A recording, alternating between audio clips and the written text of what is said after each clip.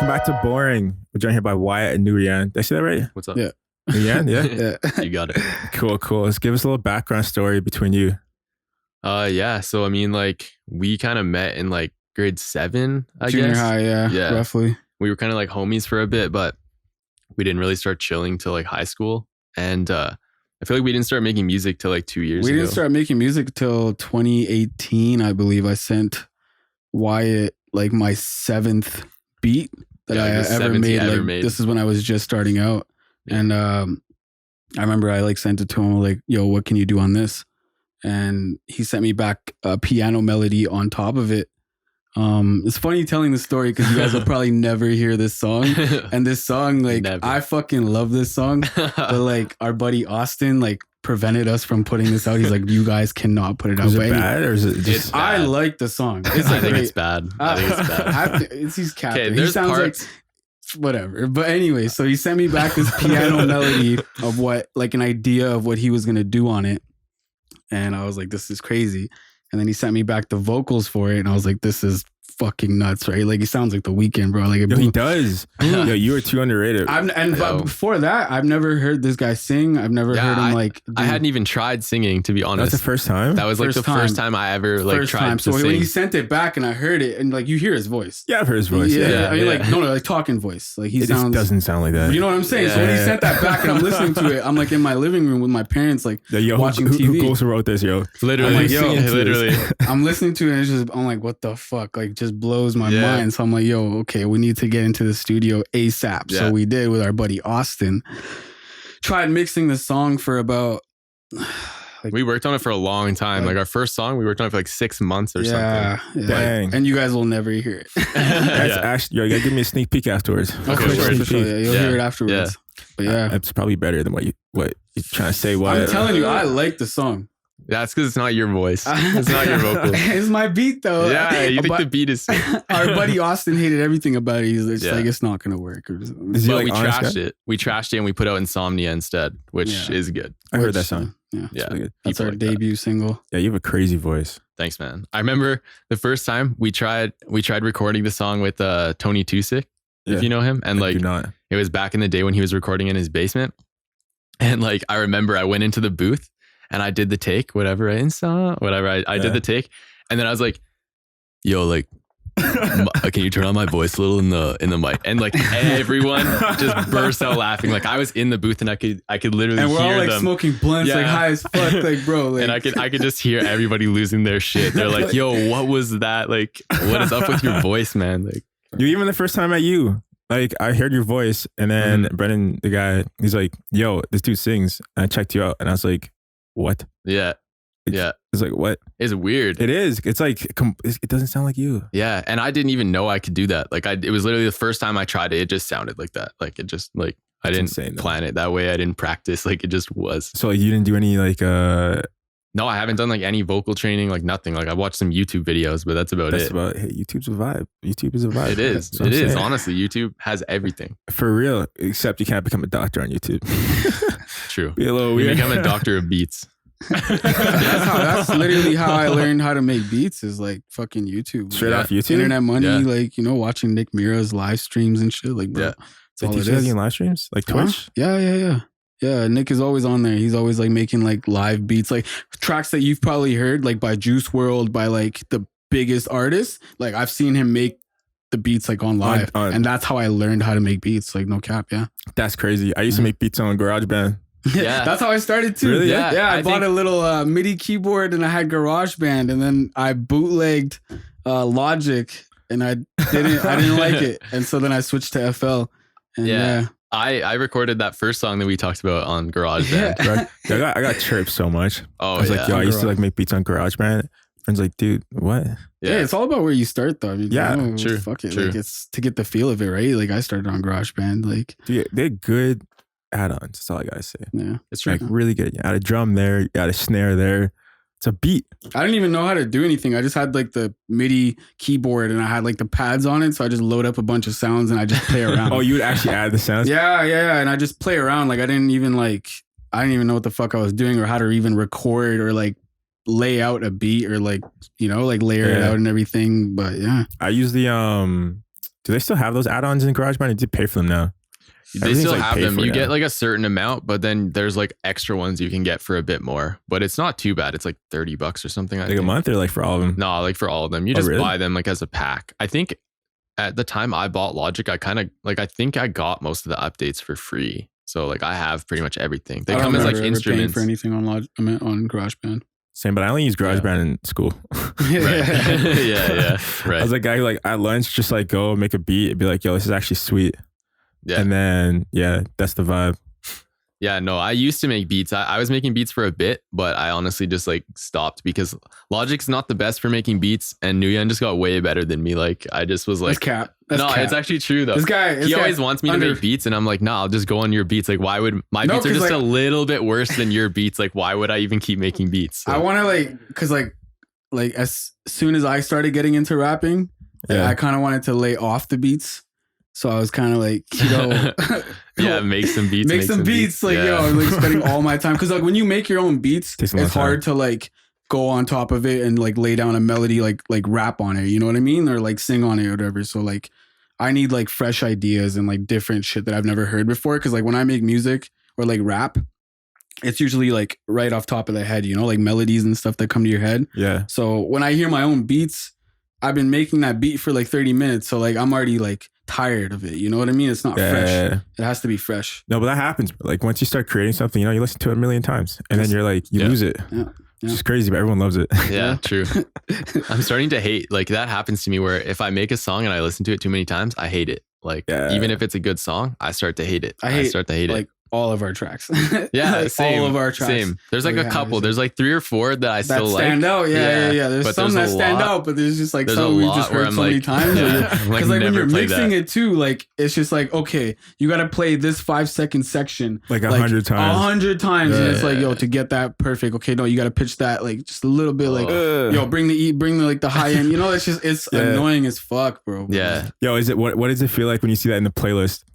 Just see someone like it, you know, it's the next song up, and you're in the car, you're in the back seat. It's low key a vibe though, because like I'll be in like the car with my mom, right? Like playing my music, not my with your mom. Ours. Yeah, okay. And like I'll just be playing like whatever, like Juice WRLD's playing or whatever, this and that, and then like our song comes on, it's just a vibe, and then like your mom's like the fattest fan, bro. She's like, she is though. She goes hard, bro. She goes hard for her shit. It's crazy. That is awesome. Yeah. Usually like I know Alan was mentioning when he's talking about like supportive of his parents. It was like hard at first. Was it hard for you guys? With my parents, like I think my parents always knew I was going to be doing something like creative. Like I think they kind of gave up on me being like a doctor or a lawyer or anything like that. Not that I couldn't do it. Like I actually had really good grades in school, but I hated math. I hated science. Like I hated all that. I always just wanted to like paint. Like I was always doing like murals and like whatever. Yeah. And so I think they've kind of had a lot of time to adjust to me, just like, because what I do now is mostly like filmmaking. So I actually like work on set for the most part. And then on the side, I do music. And I think they kind of always expected it. So they were kind of ready for it. I think they're not like the biggest fans of the type of music. Like my parents are like pretty religious and whatever. And our music is like, it's like trap music, like realistically. Mainstream music. Yeah, literally. So it's not like I think it's probably not their first choice, but like I'm not about that Christian rock like lifestyle, you know? Like it's just not my parents were always sound. Cool about it. As long as I went to school and like got the degree that they wanted me to get, which is business. Completely, I know, right? Like left. I know. But yeah, as long as I got that, they were always cool with it. They fucking love it. Like my dad spends like crazy money. He's a diehard. Like we literally like before COVID, or not even before COVID, just like literally like 2 weeks ago before Alberta Health Services put that like 15 people limit, we were going to do a concert. My dad spent he was going to spend like $6,300 like just to like get us a space and like this, that, and third, you know? Like they're diehards. Like that's a supporter, bro. They love it. Yeah. I love it. Like that's what keeps me going, bro. Like 100%. That's what you need. You need those foundations because it's so hard sometimes to like do it on your own, especially like it just changes the environment so much nicer because you got the real support behind you. Yeah. I'll be like at 3 a.m, like making beats and like the 808s knocking. My parents are like literally like 5 feet away. They don't say shit. They literally don't say shit. They just let me. Why you got to do the 808 on them like that? Yo, I do that too. I record in my house like a lot of my stuff, and my parents will just hear like I'll be singing falsetto or something, and my mom's like, "What's that squeaking? Like, what's squeaking in our house? Like, what's broken?" No cap. We've been at his house like too late, bro. Yeah, too late. Seriously. Fucking yeah. That's dope. Just some mad supporters, yo. I think like for like audience wise, like, yo guys, follow your dreams. Just full send. 100%. You know? Full send. Like you gotta do it, because at the end of the day, it's all up to you. You can have your you know, safety like backup plan, like plan B on the side, like I do, you know, with like business or whatever, like Wyatt does with film. But always gotta chase your dreams, because you know, like what else is there in life? Life is too fucking short, man. Like it's true. Yeah, too short to just like sit around. Short. You know what's crazy is when you're doing stuff you like time goes slow.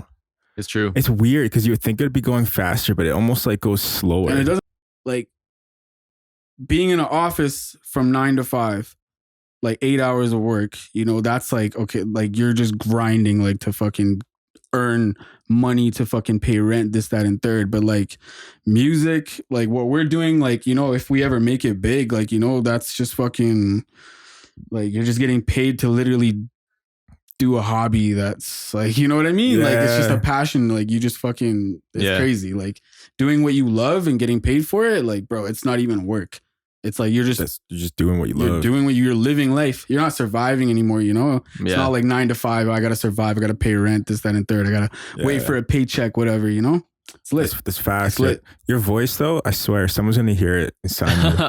I hope, bro. I don't know. We've been debating, like, for a while, I was like, would I sign it? Because there's a lot of incentives to be, like, independent now. But at the same time, I feel like there's a lot more...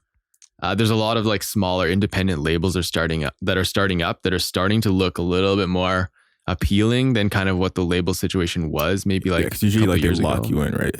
Yeah, usually it's pretty brutal. Like I don't know what some of the more recent ones, but it's ridiculous. I mean, even like the advance that you get for like a signing bonus, right? That's not even your money, that's a loan. Yeah, a lot of people don't know that. That's a loan that that $1 million, like, you know, you hear like, oh, Lil Pump signed a $7 million deal, but that $7 million that he got, it's a loan. Yeah, it's like he gets $7 million back. He has to like use it to make enough money to make money and pay it back. So that goes towards his first album with that label or whatever, and that album has to recoup. If it doesn't recoup, you're in debt. That's what happens. Facts. Yeah, is a lot of artists like they don't recoup, and then they're in debt, and then they have no, like, they can't pull themselves out. And so like these artists that we think are like huge artists and are rich and living lavish, like most of them are in debt. Like have no money. Like, wait, okay, so I'm not too familiar with that side. Do the artists have to pay for advertising too? No. So like that's the budget, right? Like that's, let's say like Lil Pump signed that $7 million deal. So they take it out of the budget. Yeah, that $7 million is a loan that they give to Lil Pump or whoever, and he has to use that money towards advertising, towards studio time, like artist features. Like let's say he wants a Trippie Redd on his album, like he's got to pay that from that $7 million. And if his album doesn't earn enough money to repay that $7 million, you're in debt.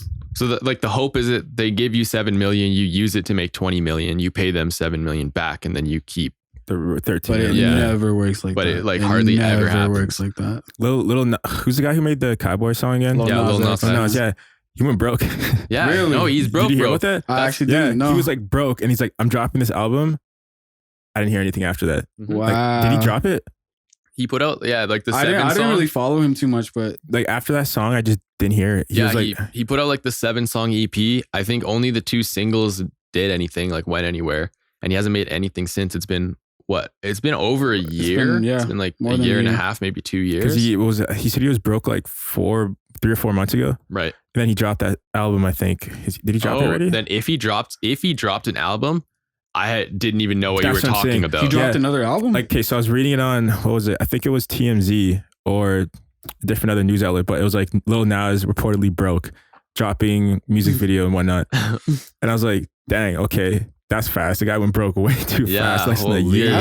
It's a reality. Yeah, literally, he wasn't prepared for those millions. He spent more than what he could eat, you know?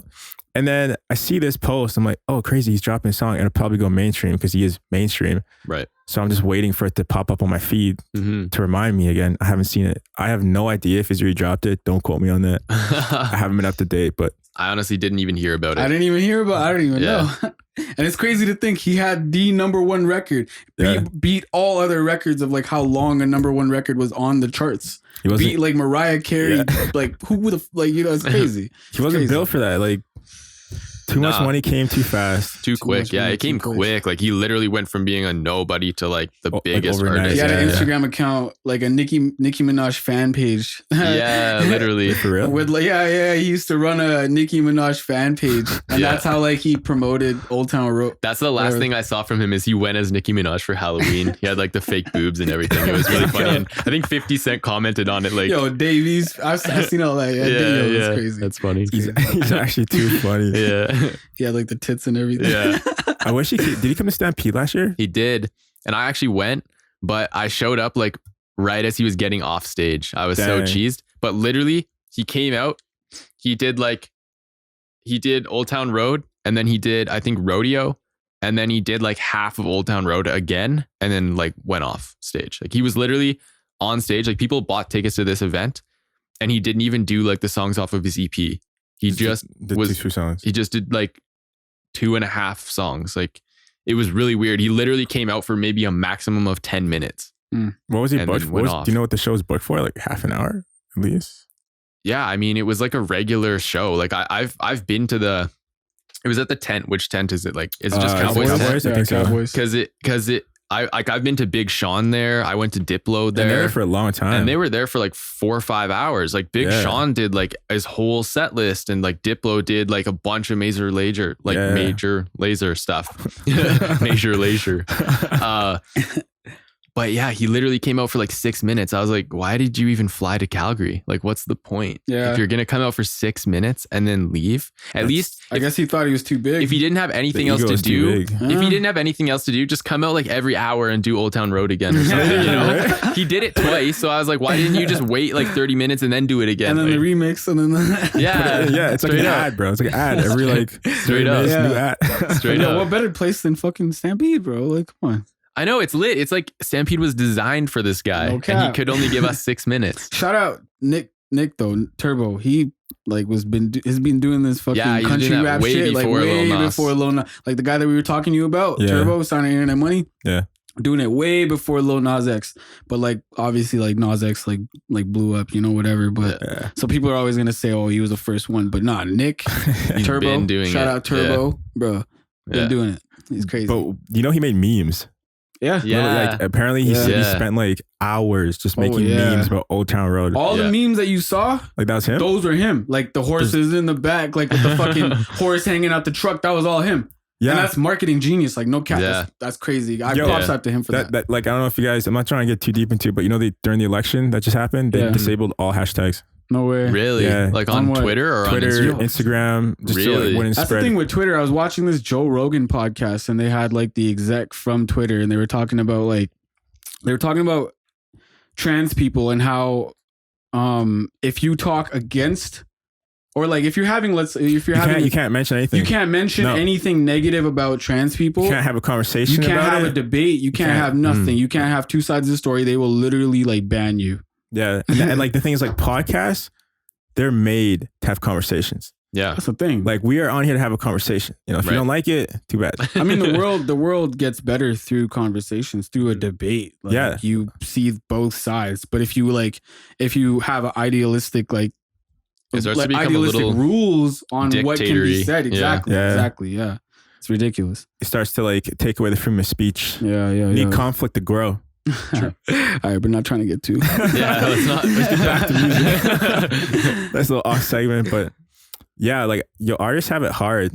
You know, it's like I want to talk about 6ix9ine, but do you guys want to talk about it? Yeah, let's get into it. I swear he's the only guy who yells. Who yells in his music? He's bringing that little John. He brought it. Yeah, do you listen to Josiah? He had a feature with him.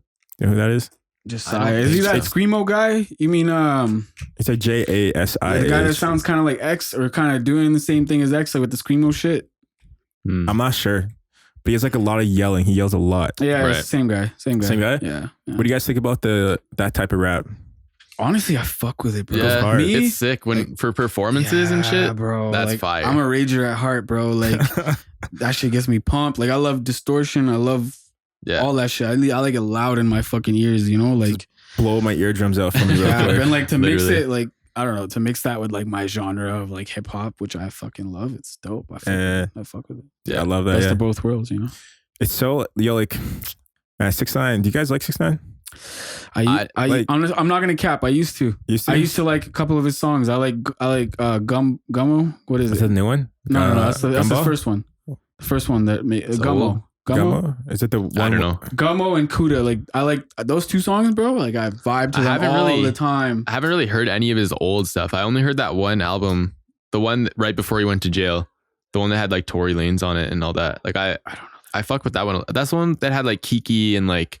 Yeah, I don't know. I don't know the name. Or whatever it was called. I only liked like the singles from him. I think those two songs, Kuda and Gummo. Yeah. Whatever. Crazy, but I don't know. I listened to, honestly, I kind of like 6ix9ine.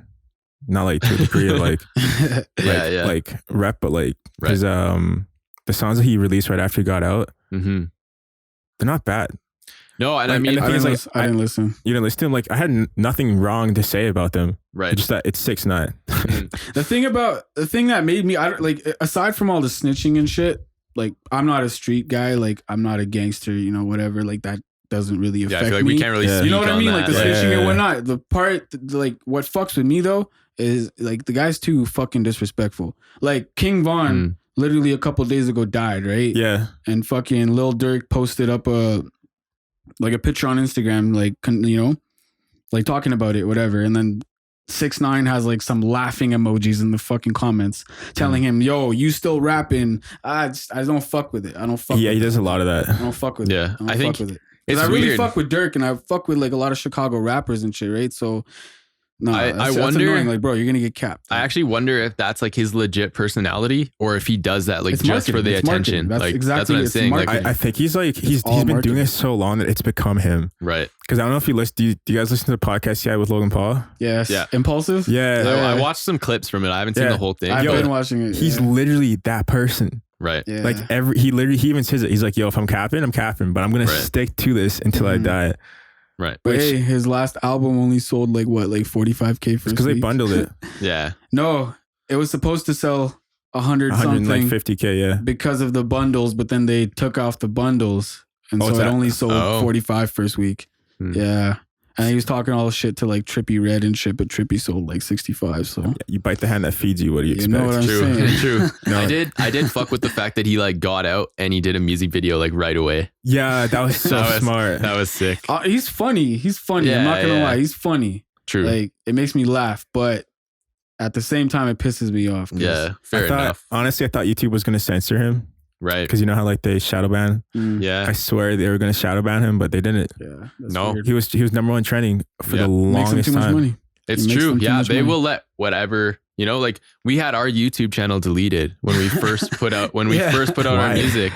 No reason. Literally no reason. Yo, they sent me like a generic, literally they sent like a generic ass email that was like, your account has been suspected of being hacked or something.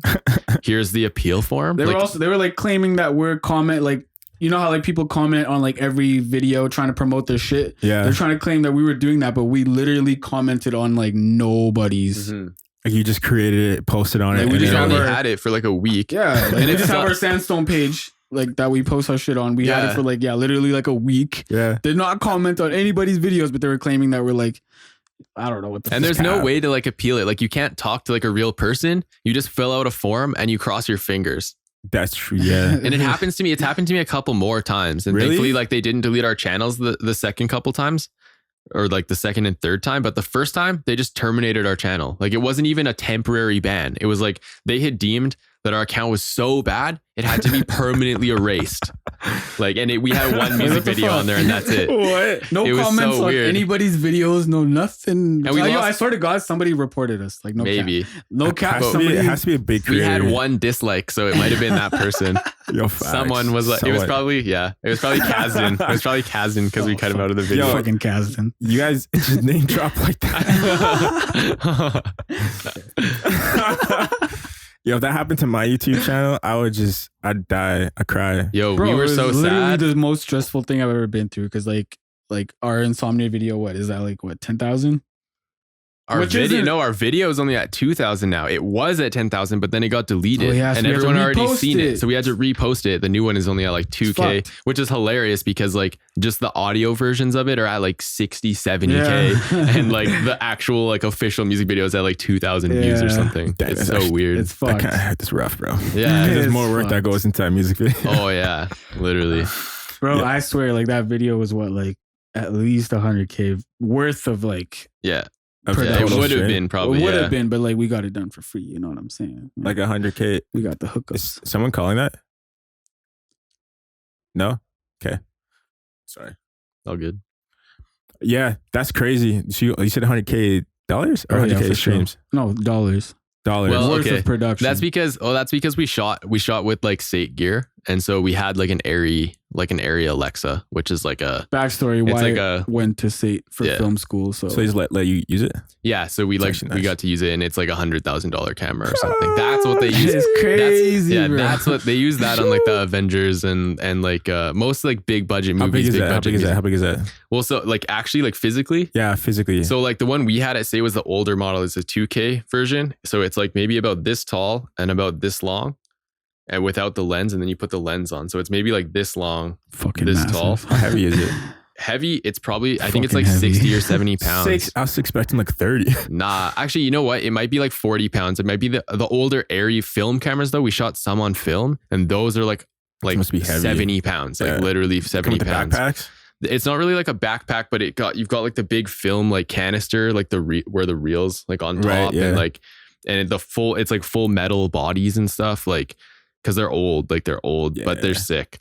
But yeah, so this one that we shot on was the older 2K one. You can get them now for like $7,000 or something. Oh, really? Yeah, they're like reasonably priced. Yeah, I don't know what reasonable is to you guys. No one really wants them anymore because it's only 2K, and everyone wants 4K, right. Whatever, right? That's a niche. It's like if you want those bits, right? Yeah, but now they have like the Alexa Minis. Alexa as in like Amazon? No, so Alexa as in like they're called Airy Alexa cameras. Like so, like for example, they're for like Red, right? There's like the Red Helium and the Red Gemini and the Red Monstro and like all these different models, right? Yeah. And so like I shoot Black Magic, so I have like the Ursa Mini Pro, but there's also like the original Ursa, and there's the Pocket Cinema cameras and whatever. So the Alexa has like Airy has the Alexa and the Amira and the Alexa Mini. And the Alexa Minis are now what most people are shooting on. They're like 60K, and they're only like this big. They're like most people, like the big people in the industry. I think there's like 2 in the city, maybe. Subtle flex. 2 in Calgary. There's like 2 or 3 in Calgary. You use them? You use one? I have, yeah. I use them a lot. Like all the big budget like productions use them. Like either that or Reds. Well, they have the cash flow. They do, bro. Some of these productions, man, it's ridiculous. The things that they pay for, dude. The most ridiculous shit, like honestly. What's up? Like, bro, I can't even like. I worked as like a set deck for this like old Western that we shot down in Lethbridge, and it was sick. We had like a bunch of the props from The Revenant, so we had like they left it here. Yeah, so they left like all their props and stuff. Dang. So we reused it for this Western that we shot, and we had teepees, and it was sick. Like they paid us, like they had to pay us extra to do this because it takes like a long time, but they paid us to actually build the teepees like authentically. So I actually had to like go out into the woods and like find wood and like sharpen a stake. No way. And like, yeah. And we weren't allowed to use ladders to climb up the teepee. We had to like tie the ropes like traditionally and like climb the ropes to the top of the teepee to like fasten it shut and like fasten the canvas and like. Yo, that's insane. Yeah. Whoever was directing that, they're like, I want the fundamentals. Yeah, literally. It was like an entirely like indigenous production, like all the directors and producers and stuff. So they're like, everything has to be like 100% like that makes sense. Authentic. And so I'm like the one white person on set that's like, I have no idea what I'm doing right now. They're just like grab these ropes and just climb up there. I'm like, that's like 30 feet up. And they're like, yeah. And I'm like, oh, okay. All right. Thanks. Yeah. So they pay for that. But then also like we would, it's funny because we were using like real bear skins, like furs that they used on The Revenant. But then underneath, we just had like some like shitty like IKEA pillows like underneath. And they'd be like, go get these pillows and also get like 6 packs of cigarettes or whatever. Like they're literally dropping so much money on the dumbest stuff. Like Like a friend of mine, he's an actor, and like, yo, they spend so much on food. Yeah. That's like, it's like any set you go to, you're munching. Yo, shooting our video, I learned that. Yeah, I learned that, bro. Food is just always there. Food and alcohol, like always there, bro. Yeah. Oh, the amount of money we spend on food and alcohol, especially though, like for our music video for the big actors, like for big movies, I swear they set aside $1 million just for like per person. Definitely. Like, oh my god, it's crazy. There's no way they're not. See, that's why I'm trying to become an actor. As soon as our music blows up, no just a munch. No cap. He's like, I just want to eat. He's like, I don't even care about the music. I just want to eat. Yo, no cap. Imagine, bro. Imagine. Like, yo, I swear, like if you could pull up to sets, like if you're just hungry. Yeah. Do you know in Vancouver how they have when they set up everything where they give you like the signs and whatnot because they can't actually tell you where it is? Right. Yeah, you can just go to set, munch down a little bit. You can, bro. I'm not even lying to you right now. There's so many people pull up, they won't even know. Yeah, no, I've seen people do it. Like I know people that have done that. Like literally that have just pulled up. Like a friend of mine did that and he ended up on the 100. No way. As one of like the main 100. That's funny. I didn't do it. I left, but they asked me to be on that Western that I was working on. I was working just set deck, like just like one, like behind the scenes, whatever.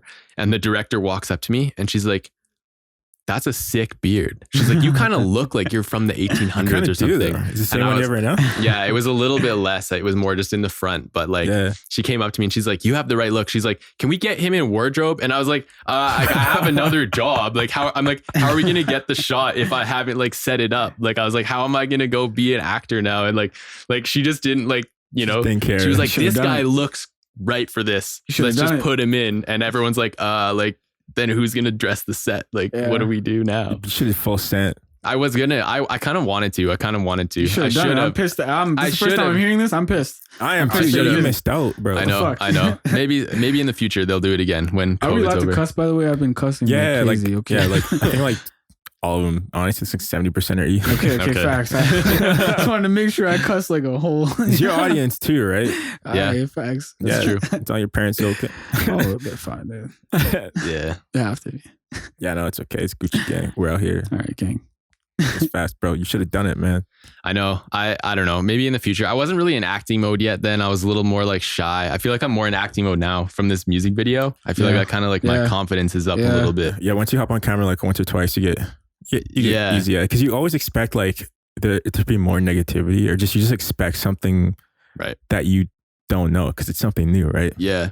So you go into it and you're like, "Oh, I'm so nervous," but then you realize no one cares. Yeah, 100%. Literally, they don't care at all. Yeah. Like the only thing people critique in videos is usually just like the content. Yeah. It's usually not the people. That's true. And it's like this content sucks. Yeah. Part of it though, to be honest with you guys, was that I was having fun like dressing the set. Like it was pretty sick. Like building that, doing it, just keep doing building that teepee and like setting up all the furs, and we went through like all the weapons, and we were like pulling up old pictures of like like from the 1800s and stuff to try and like draw the designs correctly. And we had to build this it was so funny. This guy comes to us and he's like, "I need you guys to build an altar."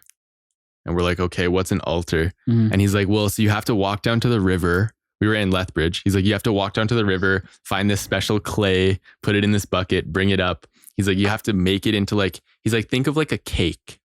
We're like, "A cake?" He's like, "Yeah, think of like a cake. You have to mold it into like the shape of this cake." So we went down, we did the whole thing. We brought it up, we shaped it, and we brought him in to check it out. And he's like, "Yeah, but like it's like square." And we were like, "Well, yeah, like sometimes cakes are square. Like usually they're like rectangular." And he's like, "Yeah, but it needs to be circular." And we're like, "Well, you didn't tell us. You just said make it look like a cake." Yeah, and he's like, said pie. "I know, seriously." And he's like, "No, it has to be circular." And so we're like, "Okay." And we're like trying to fix it. And he's like, "No, you guys have to start over."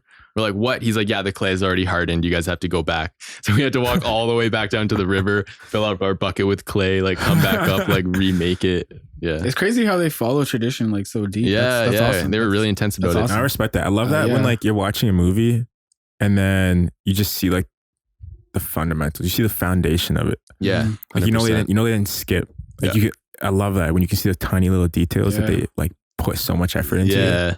I respect videos when I see that in movies. 100%. I mean, like, shout out to the native people, bro. Like all this technology and shit, and like like following tradition, that shit. Yeah, it's good to use ladders, but no, good for them. Good for them.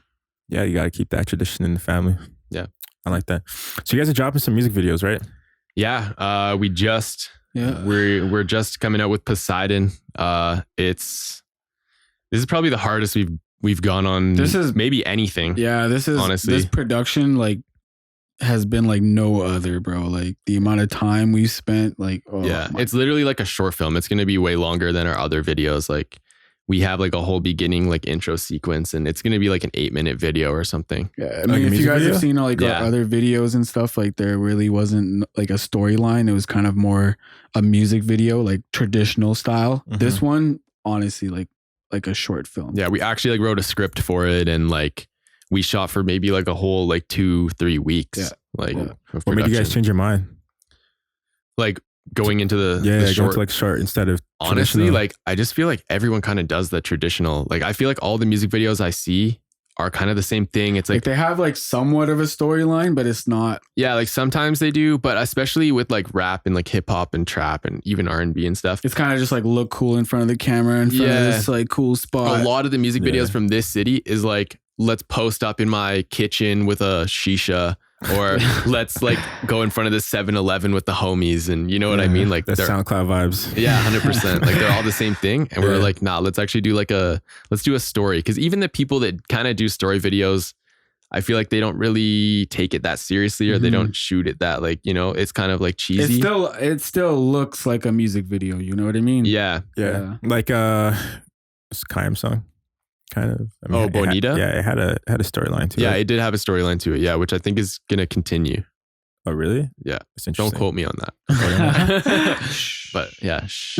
No, I think it even says at the end to be continued or something like that. No way, he's making a TV series. But no, he did this whole storyline thing. We actually pulled up to that video too. Oh, you did? Yeah. I mixed the song and we pulled up to the video, and I think I'm probably going to work on the next video. Okay, looking forward to that. Yeah. Stay tuned. Big moves coming. Yeah, I think our team is really going to be like, you know, surrounding ourselves with some of these intense like artists, videos. Because it's not just like we're trying to like build a whole empire here. Like it's not just music, this, that. Like you come to us for the music, the videos, the marketing, this, that, like the business, anything, you know? Like we're trying to really like build that empire for Calgary. I feel like no one has really like put on for Calgary like that, so you know it's important to have. Yeah, there are a few companies doing it, but I don't think anyone is doing it as aggressive. Yeah, like we're really pushing like for Calgary. Yeah, because most of them are doing it like Calgary's like one of the starts, and then you move on. Yeah, exactly. Yeah. But I really like no matter what anybody says, like I fucking love Calgary. Like I've lived here my whole life. And I want such a niche. What do you guys think about the Calgary environment right now? Is it booming or is it? Oh yeah. Honestly, I think COVID has been good and bad, but I think we've gotten a lot of time to kind of sit and like work on music, and like I feel like people have had more time to be creative because they kind of were forced to take time off for a bit. Yeah. And so I actually feel like things are kind of booming right now. Like as things like I feel like things are ramping back up right now. Like I feel like we're going to be at our peak of like creative production in the city in like 2 or 3 months. 2-3 months. Yeah. They got the vaccine coming out. Yeah, I haven't heard that. Really? No. Yo, 6buzz just put. Apparently it has a 90%. I get my information and news from 6buzz, but meme pages. But see, and this is why they canceled the hashtags. Because meme pages take over those hashtags and just flood it. Like what's his name? Who's the guy who was running for president? The billionaire Bloomberg. Do you hear how he was trying to pay meme pages and they all like called him out on it? No way. Yeah, it was so funny. Hey man, he's capitalizing on the world today. It is. I respect that. But how do you expect to like pay a meme page? You know, like when you're in that position, of course they're gonna meme on you if you do that. They meme it so hard. Yeah, straight up. Like all of their Twitters were just like, I can't believe this dude tried paying us to post memes. Yeah. Oh man. Yeah. That's the worst when they call you out. When you get exposed. Oh fuck. That's funny. That's my biggest fear. Yo, what if he paid them to do that? You know. Well, actually, that's great marketing. You know, holy fuck. Yeah, but then he dropped out like a day later. Yeah. Yo, honestly, I've been thinking about like starting some fake beef. You know, like it's all over like, the internet. That's so funny. Over. It's fun, but like I've thought about it in Calgary. I don't know if it's really worth it. No, I think it'd be so jokes. Like it'd be so jokes. It would be like I don't have the energy. Yeah, that's the thing. And Calgary energy to do something like that, you got to have like tenfold LA energy. Because LA, you just say something and everyone's like, oh my God. Because they give a fuck. Yeah, they care too much. Nobody gives a fuck. Well, if you're like if you're a fan, then you care. But like if you're not, you're not, it's like, what are you doing, bro? I feel like everyone here is like collaborative, which is sick. I love like that. As artists, so small. That. Yeah. Shout out 86 Love. I mean, this is their merch right here. Everybody knows each other. Literally in the studio yesterday, I had this producer come in, and he was playing me some unreleased tracks. And he's like, yeah. And I was like, oh, who is that? And he's like, oh, it's this guy, 96 or whatever. And I was like, oh, like, this guy's like, we're just about to start talking to this guy, like probably try to get a feature, like whatever. And then he started playing tracks from like Tyson, Bernetti, and like all these people that had just come like run through my studio like the day before, like all these same people. Literally. I was like, yo, everyone knows each other, like everyone. It's so nice because it's like, you go to Toronto and it's the competition. I feel like there's way too much ego in Toronto compared to here. 100%. Yeah, Toronto's a whole different energy. Like there are people here with ego. But I would say that there are some artists who, like, obviously there are people who think they're sick, and we do have some people that are as a pretty rapper, sick. you're supposed to think that. Yeah, it's true. But like, as long as you're not like putting other people down. Yeah, exactly. There's like, love. Like everyone's supposed to feel like you're the best, you're whatever on top. But at the end of the day, it's all love. Like, and that's what I like. For sure. And I mean, Toronto is crazy right now. I mean, Houdini, RIP, passed away. It's just a lot of bullshit going on in there. And there was another rapper that passed away a day or two ago. King Von, yeah. It wasn't King Von, it was someone else. Oh. Literally, like King Von passed away last week, right? Yeah. Yeah, and then I think this week, like early, like Tuesday, Wednesday, I saw it on Snapchat, someone else passed away. Really? I heard about a rapper getting shot and bleeding out, and people on the highway, right? Yeah. People he died? Yeah. Fuck it. I'm pretty sure he did. Don't call me crazy. I don't know him, but I did see it's that. So crazy too. I was thinking about that this morning. It's like, I don't know why that's going on in Toronto. I feel like Toronto is like, everyone in Toronto wants to be like the US so bad or something. Like, I feel like they're doing it for no reason. Like, they don't really have to do that. Yeah, it's almost like becoming dangerous. Yeah, like I understand. Super. I understand being in a sticky situation and like involved with some gang shit or whatever. But I feel like a lot of this stuff is so ridiculous and like pointless. Yeah, like my opinion on it is not needed. Like, I mean, you can, like in the US, like obviously, like, that's like some people's only choice is that gang banging route. But like, in Canada, that makes sense because the government doesn't support them the same. You know what I mean? Like, so, you'll make more money doing gangbanging if that's like the only thing you know. But like over here, we have like a lot more options. Like and like free healthcare and like whatever, right? Like in the States, you break your leg, you're in debt for like long time. Yeah, I mean, long time. I can speak because like my dad literally came here with like $14 in his pocket. Like there's just a lot more you can do, and now he's Sabano, like he's out here, making his you know what I mean? So like there's just a lot you can do, and there's a lot more opportunities. There's a lot less people here. There's a lot less people. It's not as crowded. There's not as much animosity. There's not as much competition. I mean, you can do a lot here. I just don't. I think it's unnecessary. I don't know. Yeah, I mean, equally as mountain. There's not really a lot of support, which is like interesting to me because I saw a poll the other day. It was polling artists of like, do you support these artists or not? Mm-hmm. And then the other question was, would you support, what was it? I think it was creators in your city. And it was like 91% was like, yes. But like all the artists, people were like, maybe, I don't know if. Right. I'm like, how do you say you're going to support local artists, but then you can't support, like, we just gave you like a ton to choose from. And you're like, I don't know. Yeah. It's such a weird concept. Like, it is.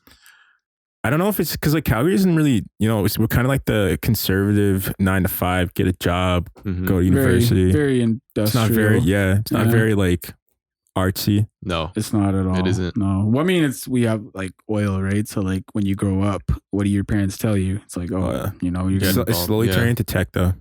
Yeah. I see that.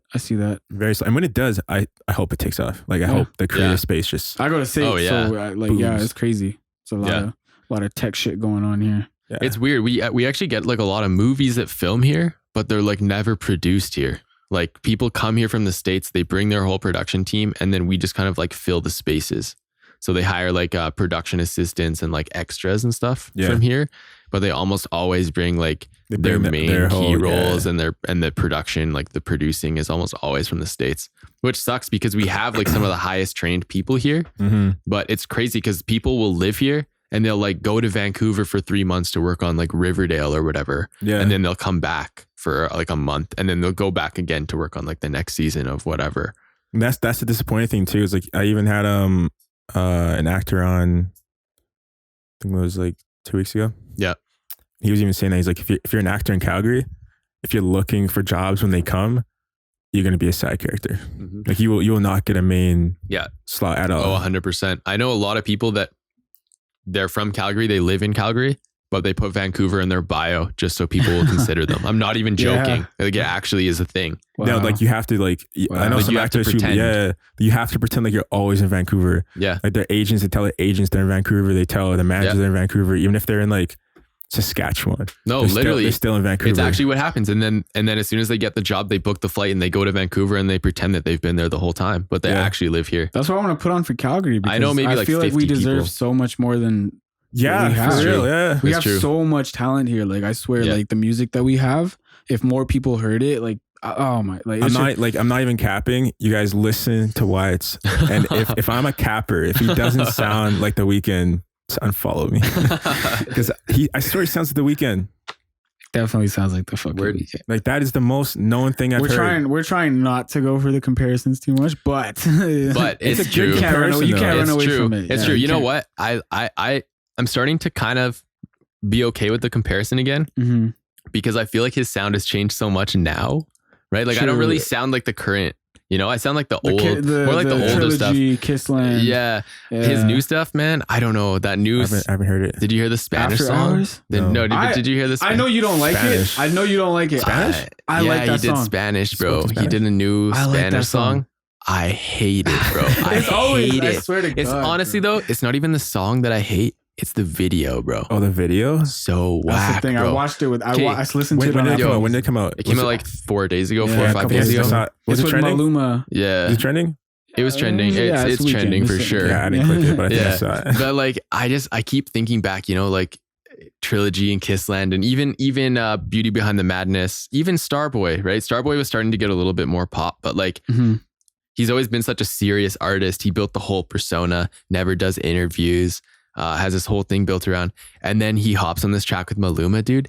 And it's like the dumbest little like dancing, and he's doing this, and like I don't know, man. I was like, bro, you just threw away your whole brand with one video. It's so whack. He's been more outgoing though, like he has as of late. Like he, 100%. You know, did you guys see his Nutty Professor Halloween costume? Yeah, that was fucking hilarious, bro. Yeah, The Weeknd's out here. No, that was really good. No, I appreciate it. Like I think that's sick. I think for him, I'd be so tired of trying to be serious all the time. That's the thing. And like keep up the image. I was so happy like when he like came out with After Hours and like the whole like scheme of that. Like when I first saw the video of Heartless, when he's like actually acting and like being all weird and shit, I was like, yo, it's The Weeknd. Yeah. I think that's completely different.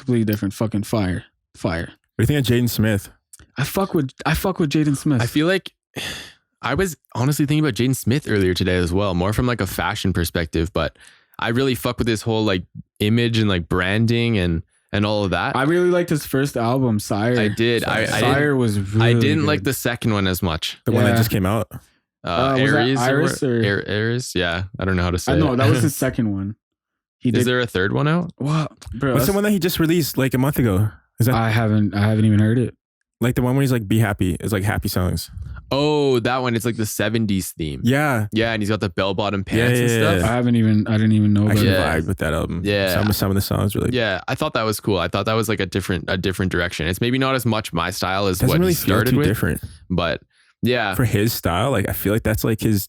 Map. It fits him. But it's very, I would say his original thing, right? He had the grills and the chains. It was very like trap, and like I feel like this newer thing is more like 70s, more free, more still kind of like trippy, and like it fits him 100%. I feel like Sire was a great album. That I don't know, that was shit that I've never heard before. what was that song? George Jefferson. Right. Even that Batman song. Batman with the white bat suit. That was a good song. I'm not gonna cap. That's a good song. I listened to Goku. That song was great. Yeah, Goku was fire. Goku's fire. Yo, did you guys see Travis Scott's Batman suit? Yeah, he deleted his Instagram. Oh my god. Yo, they're like, it looks like a roach. Yeah, it looks like people a cockroach. gotta stop clowning on my boy Travis, bro. Deletes his whole Instagram. You gotta stop That's clowning so on my funny. boy Travis, All of it bro. gone. I was like, it's like, dang. I thought it was a joke. Right. I swear, I look it up. I'm like, yo, this dude actually just deleted his Instagram. Yeah. It wasn't bad. I don't get the joke. I missed the joke. I'm sure that wasn't the reason. He probably had some other reason for deleting it. Well, they said it was to focus on family and whatnot. Right. Like he's out gardening. I saw a picture. No way. Yeah. I saw a picture somebody posted. He was like planting some shit or whatever. No, he's like planting like the seeds of like recovery cactus for his heart. Cactus he's like, right. It's like he's like Instagram. No, but I didn't think the costume was that. What? It was a dope costume. I thought it was sick. I thought it was sick. Did he put his own twist to it too? Because it was brown, wasn't it? It was brown. Yeah, that's his whole thing, right? Like if you've seen his like Lambos and shit, it's always that ugly brown color with like the white rims. Yo, calm down. We got Travis Scott fans listening. Travis, bro. Oh man, if you hear my sound, you already know. Nuyan, if I sound like The Weeknd, Nuyan sounds like Travis. Sound like Travis? I guess. I don't know. Yo, those are high. That's a high bar. It's a high bar to throw yourself on. Fuck. It's out there. It's out there now. I haven't heard you sing, but I can't say it. Yeah, you gotta listen, to our bro. album. Yeah. Listen to our album, Sandcastles, out everywhere. We dropped in July. Fire. Yeah, I've only heard you. Yeah. Everyone keeps talking about you too.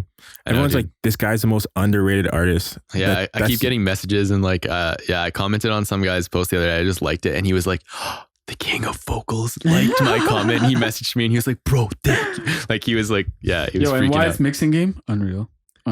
Yeah, I've been producing a lot lately, actually. What do you produce on? Logic. Well, not producing, like engineering. Mixing like engineering and shit, yeah. Yeah, but Logic. Making shit sound nice. Do you ever use Adobe? Do you know how to? I don't. We used to have it at the old studio we used to work at. I used it for maybe like a couple days, but it just wasn't it for me. But it's mostly just because I didn't have enough time with it. Like I didn't have enough time to figure it out. Right. You know what I mean? Like it takes a while like to get comfortable. Yeah, I would say it's like it's possible to get the same result with any DAW. Definitely. Like you could use Logic or FL or Ableton or whatever, and you're gonna get the same result. Probably not FL, but I use FL. Not to shit on FL. It's good for beat making, mixing. Right, but mixing is like fair enough. But people could do it. There's someone out there. If you're a diehard, if you really go at it for sure. But I think there's some that are better for certain things, and for me, Logic is very similar to Pro Tools, and that's what I learned on at SAIT for like sound mixing for films and stuff. So for me, like that was like a really easy transition into Logic because it's like I would say very similar to Pro Tools. What do you think what is easier? Would you say Logic or Pro Tools?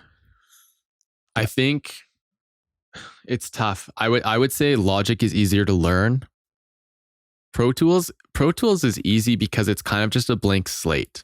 Like Logic comes prepped with a bunch of stuff you can do.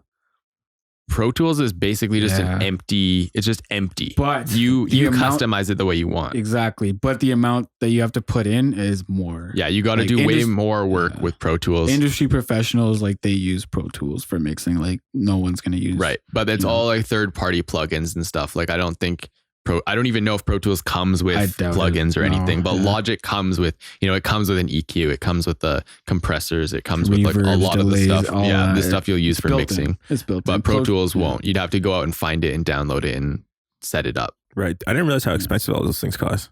Yeah, man. Some of these DAWs are like $300. Bro, we've spent like all in total, like for studio equipment, including our softwares and shit, like upwards of 10 grand. Like at least. I'm just like throwing a number out there. That's just the least. We have two Apollos, and just the Apollos by themselves are like $1,200 each. Yeah. So like we each have one. That's just it's hardware. It's hardware. But then there's software that you buy for it, like Auto-Tune. We bought Auto-Tune for the Apollo, which was like $300. $400. Yeah, yeah. I know it's so expensive. Like when I was doing like all my setup, Waves had like some deals. Waves is sick with the deals. Yo, literally, like I think I would have ended up spending around like 2 or 3 just on the add-ons. Right. And I spent around like $200. I mean, that's a light day. That's a light day. But I got so many add-ons. Waves is sick though, dude. Honestly, I use mostly Waves plugins just because they give you so many bundles and deals and offers. Shout out to Waves, sponsor me. Waves is actually fire. And it literally doesn't matter what you use. Like you can make anything sound. Yeah, like I could use stock Logic plugins exclusively if I had to. I've seen him but use stock plugins. GarageBand. You can't honestly, bro. Straight up, GarageBand and Logic are the same thing. They're literally the same program. I heard Logic's like steroids. Like Logic is like that's what I was. steroids. Yeah. So like GarageBand is like the baby version. There's like nothing in it. It's like the demo. It's like a demo. It is like a demo version. It's literally just start a demo. up to it. Yeah. Stage 1. Yeah. I remember like I was like when I started on GarageBand and I would put an 808 and I tried to layer a kick on top of it. GarageBand has 808s? Yeah. It does, yeah. Yeah, you can get them. But it's kind of awkward. They had this weird as fuck because they have like this hip hop kit and they have an 808 in there.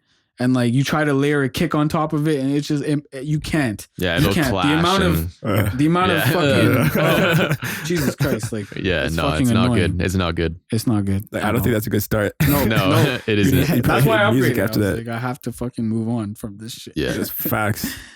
When I use I haven't made a YouTube video in like so long, but I love making YouTube videos because I love adding sound effects. Right. Sound effects are dope because if you add music to it.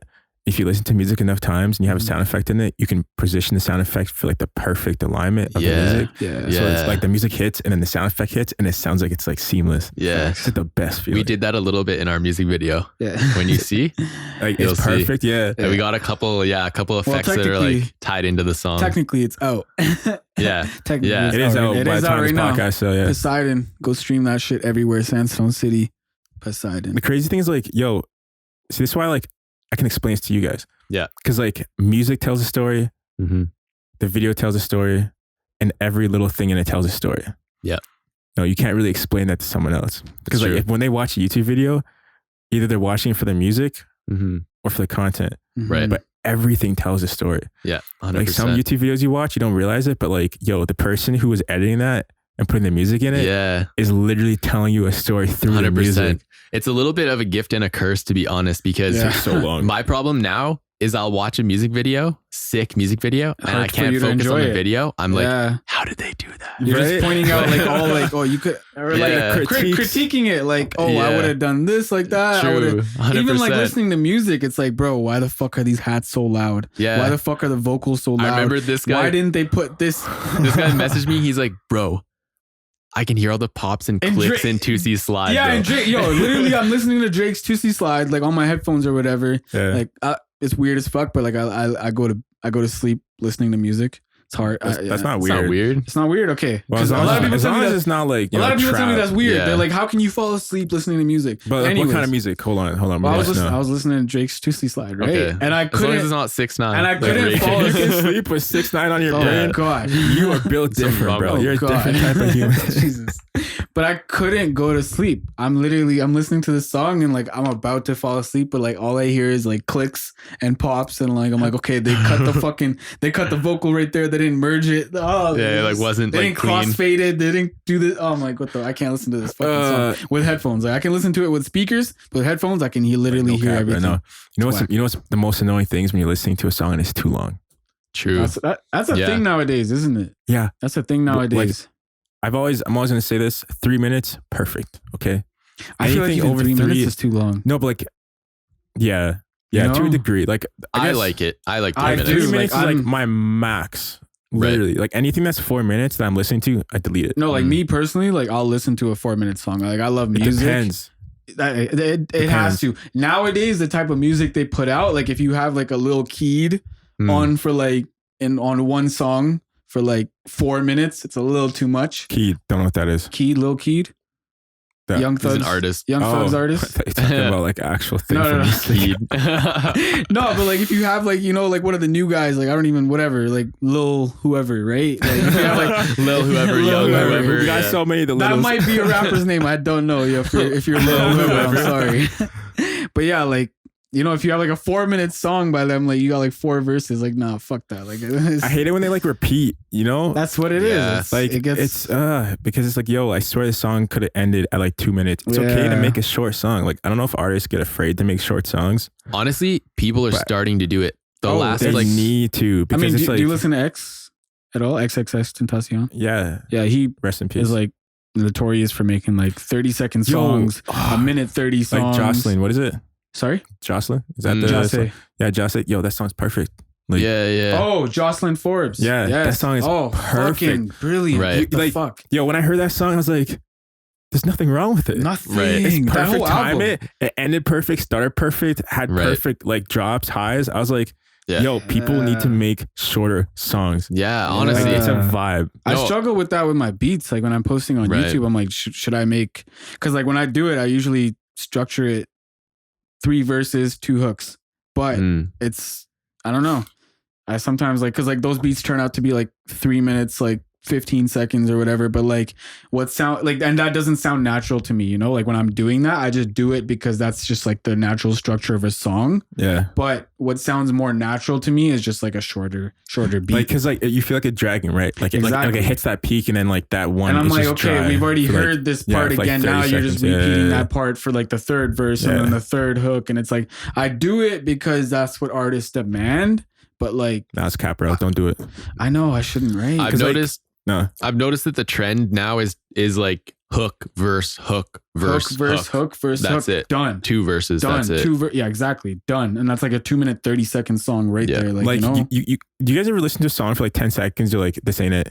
Oh, of course. 100%. All the time. Because it's just like, you can gauge a song so well by if it's going to drag or not. The starting note of the melody has to be on point. Yeah. I've deleted so many songs just from the first 10 seconds. I was like, I'm saying worth it. I've been listening to a lot of old shit nowadays. It's actually, a lot of people have been telling me that. Yeah. Like a lot. You're not the first. A lot of old shit, bro. I don't know. It's inspiring, bro. It's fucking. Yeah, they did music different. Like the 2000s music and stuff. It was a whole different like. Yeah. Like I need to take it further back. I was taking like 90s, 80s, bro. Like, oh, yeah. I've been listening to a lot of old. Like old rap or just like old jazz, old everything, bro. Like even like fucking. What's that band called? ABBA.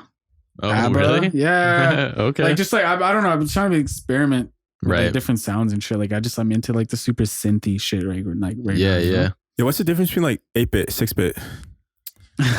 Isn't there like a music difference from like the note wise? It's usually 32 and like 64 for like the older ones, right? Yeah. So because like I know people would be like, yo, if you're ever like on weed or shrooms, 16-bit.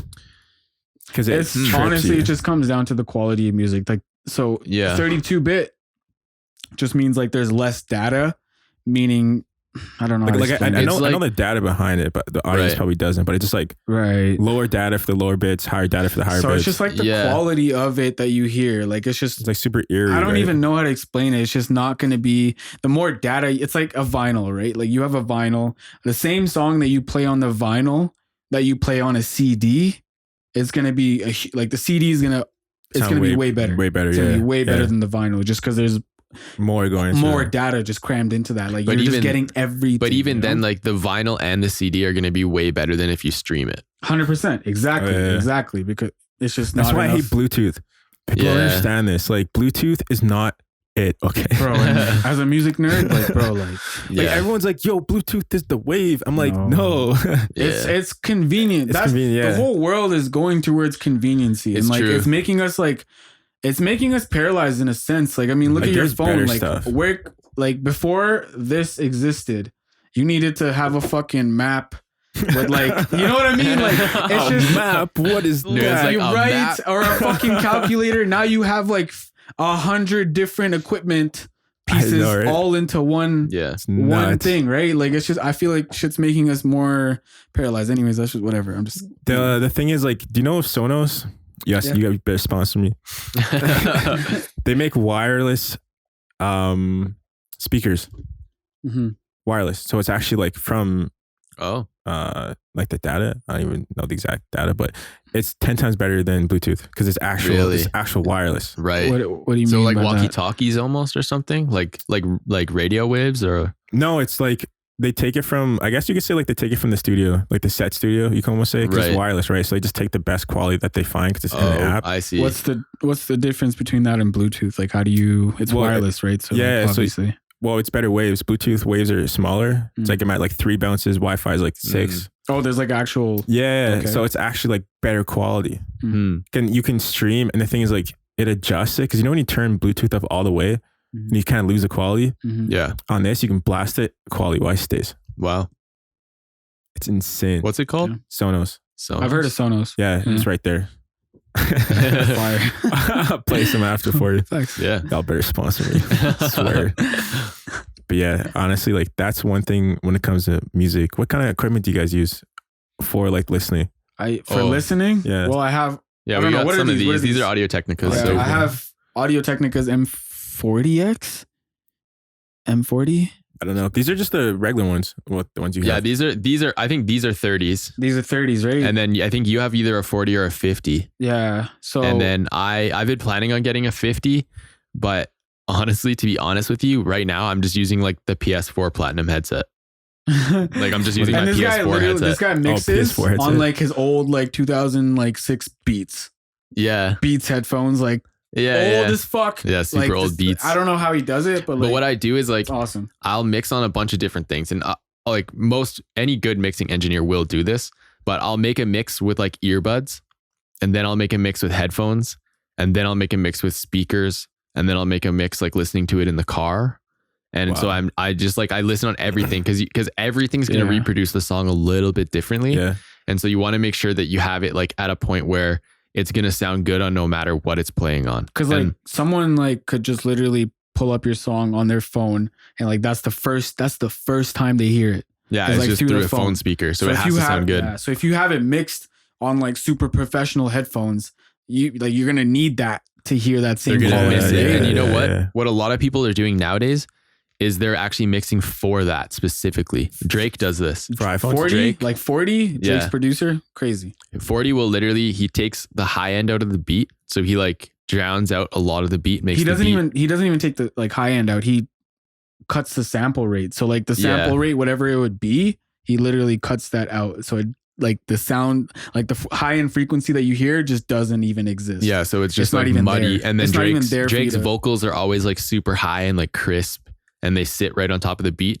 So that if you play it out of a phone, nothing is going to interfere with the vocals like whatsoever. You're always going to hear it. Like it's going to sound more or less the same no matter what you're listening on. The beat sits down here. His vocals are up. It's insane. That being said, listening on like incredible headphones or in like a huge fancy studio, there might have been things like, it's not that it's going to sound bad, but there might have been things that they could have put in that they chose not to. That's what upsets me a lot is because nowadays it's in the mastering process, especially like everything is just so loud. Yeah. Like everyone wants their shit so loud because they fucking obviously can't turn the fucking volume up on there. It's like speaker system they're listening on. Like Travis, like I love Travis, but like his shit is mixed so fucking loud that it just drowns out like a lot of the details that are in the song. And like if you just like left that out, the song could be so much better. Like if you want to listen to it loud, just crank up the system. But like that's just vocals or like the whole track, song, the whole mix. If you understand mastering, like explain it, man. Yeah, so it is really hard to explain, but basically what mastering does is you mix the song. So basically you have the mix. It's basically just like leveling and maybe some EQ to try and prevent them from clashing. You try to get it to sound nice in the mix. And then basically the whole point of mastering is to get the song like as loud as possible. And so you put on a bunch of effects like compressors, expanders to kind of boost the sound signal. And then you put on like a limiter that will just keep it just below 0 so that it doesn't peak and you don't get like that crispy like distortion. Yeah. And what happens is sometimes people want their song to be super, super loud. So they'll boost the gain like heavily and then they'll limit it all the way back down just under 0. That's gonna sound horrible. And what happens is every single thing in the song is the exact same volume. Same volume. Because everything is being boosted right to 0. Yeah. So the kick, the bass, the vocals, like the hi-hats, everything is hitting 0. And so there's no like sounds like a boring song. Even if I did this last night. Every song nowadays. Like if you go on YouTube, even some of the sick beats on YouTube that sound really loud in your speakers or whatever, when you put them, I had this happen to me yesterday. I downloaded it off YouTube. I put it into Logic. It was mastered so aggressively that there was no wave. It was straight line. That's the thing. Like if you ever look at a waveform, you can see like there's like you can see the peaks and the lows. Exactly, right? You can see the gaps in between or whatever. Songs nowadays, you don't see that. It's literally like a fucking square. Like it's literally just a block. Flat. It's literally flat. And like the problem is you download a mastered beat off of YouTube. It's already mastered. The wave is flat. There's no room to put vocals on it. So anyone that tries to record on one of these beats, their vocals are peaking the whole time. Like they're distorted the whole time they're peaking. The beat is so because they didn't leave loud, any room for the vocals. So this happened to me last night. So the vocals are just like, they're like hissing, like they sound, it's hard to explain, but like if you blast a speaker to the point that it, I'm sure everyone's heard that at least once. That's what it sounds like. And that's because they didn't leave any room on the beats. So then you have to turn the whole beat down, bring the vocals down, and then you got to remaster the whole thing. And it's like, it's tough. Dang, that's a lot. That's a lot that goes into that. It is, man. It's a ton. And honestly, it's pretty simple.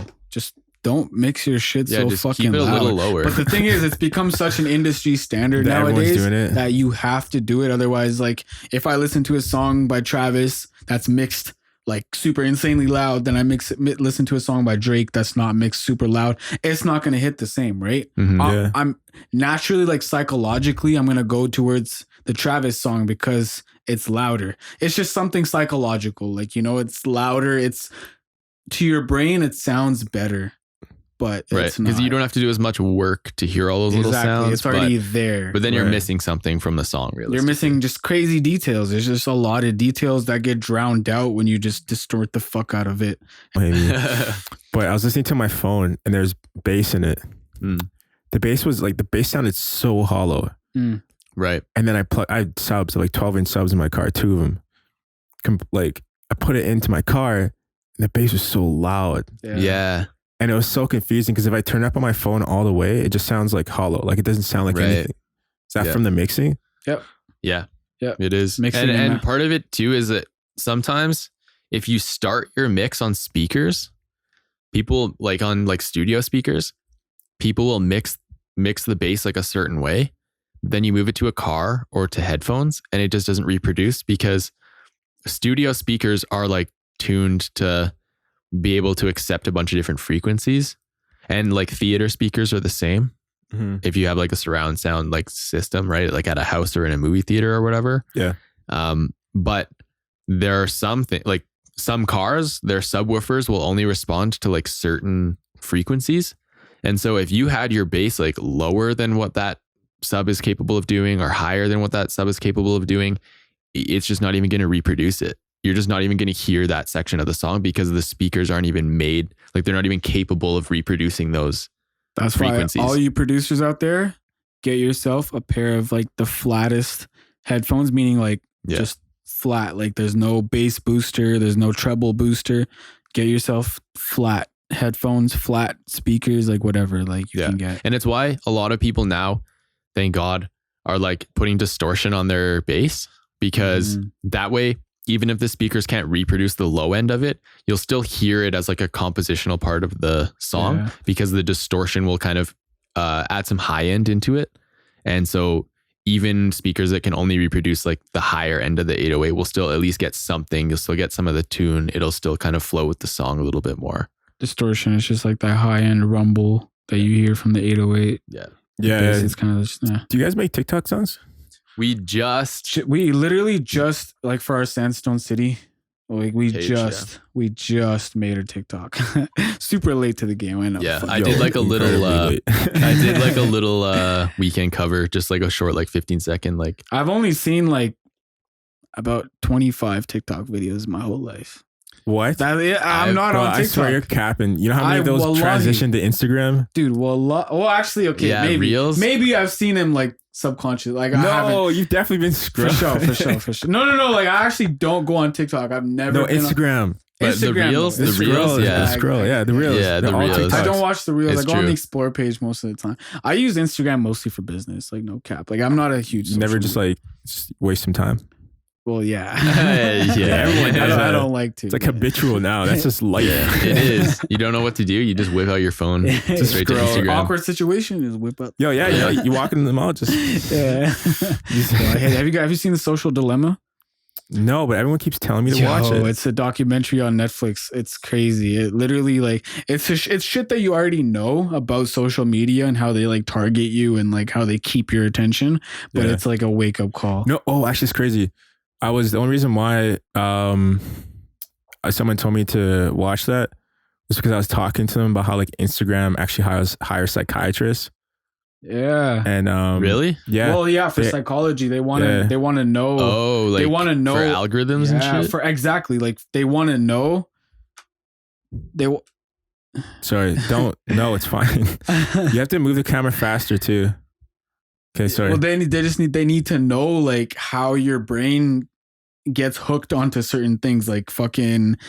They have so like your Facebook feed, is specialized exactly for you. Like you and your girlfriend or whatever, your wife could have exactly the same friends on Facebook, but your guys' feed will not be the same because you guys watch different shit, and they literally calculate and like smaller cookies and catch and whatnot. It's like what keeps your attention the longest. So if you're scrolling and you're constantly looking at like bikinis, that's gonna like keep showing up. Yeah. And if you constantly like cars, I always notice cars. Yeah. The moment I look at one car, my whole Explore page is just destroyed with cars. It's kind of annoying. I feel like they don't have it just right because like it's a little annoying because like sometimes I'll be like a little too much. I'm like, the crazy thing is I never really see the same video.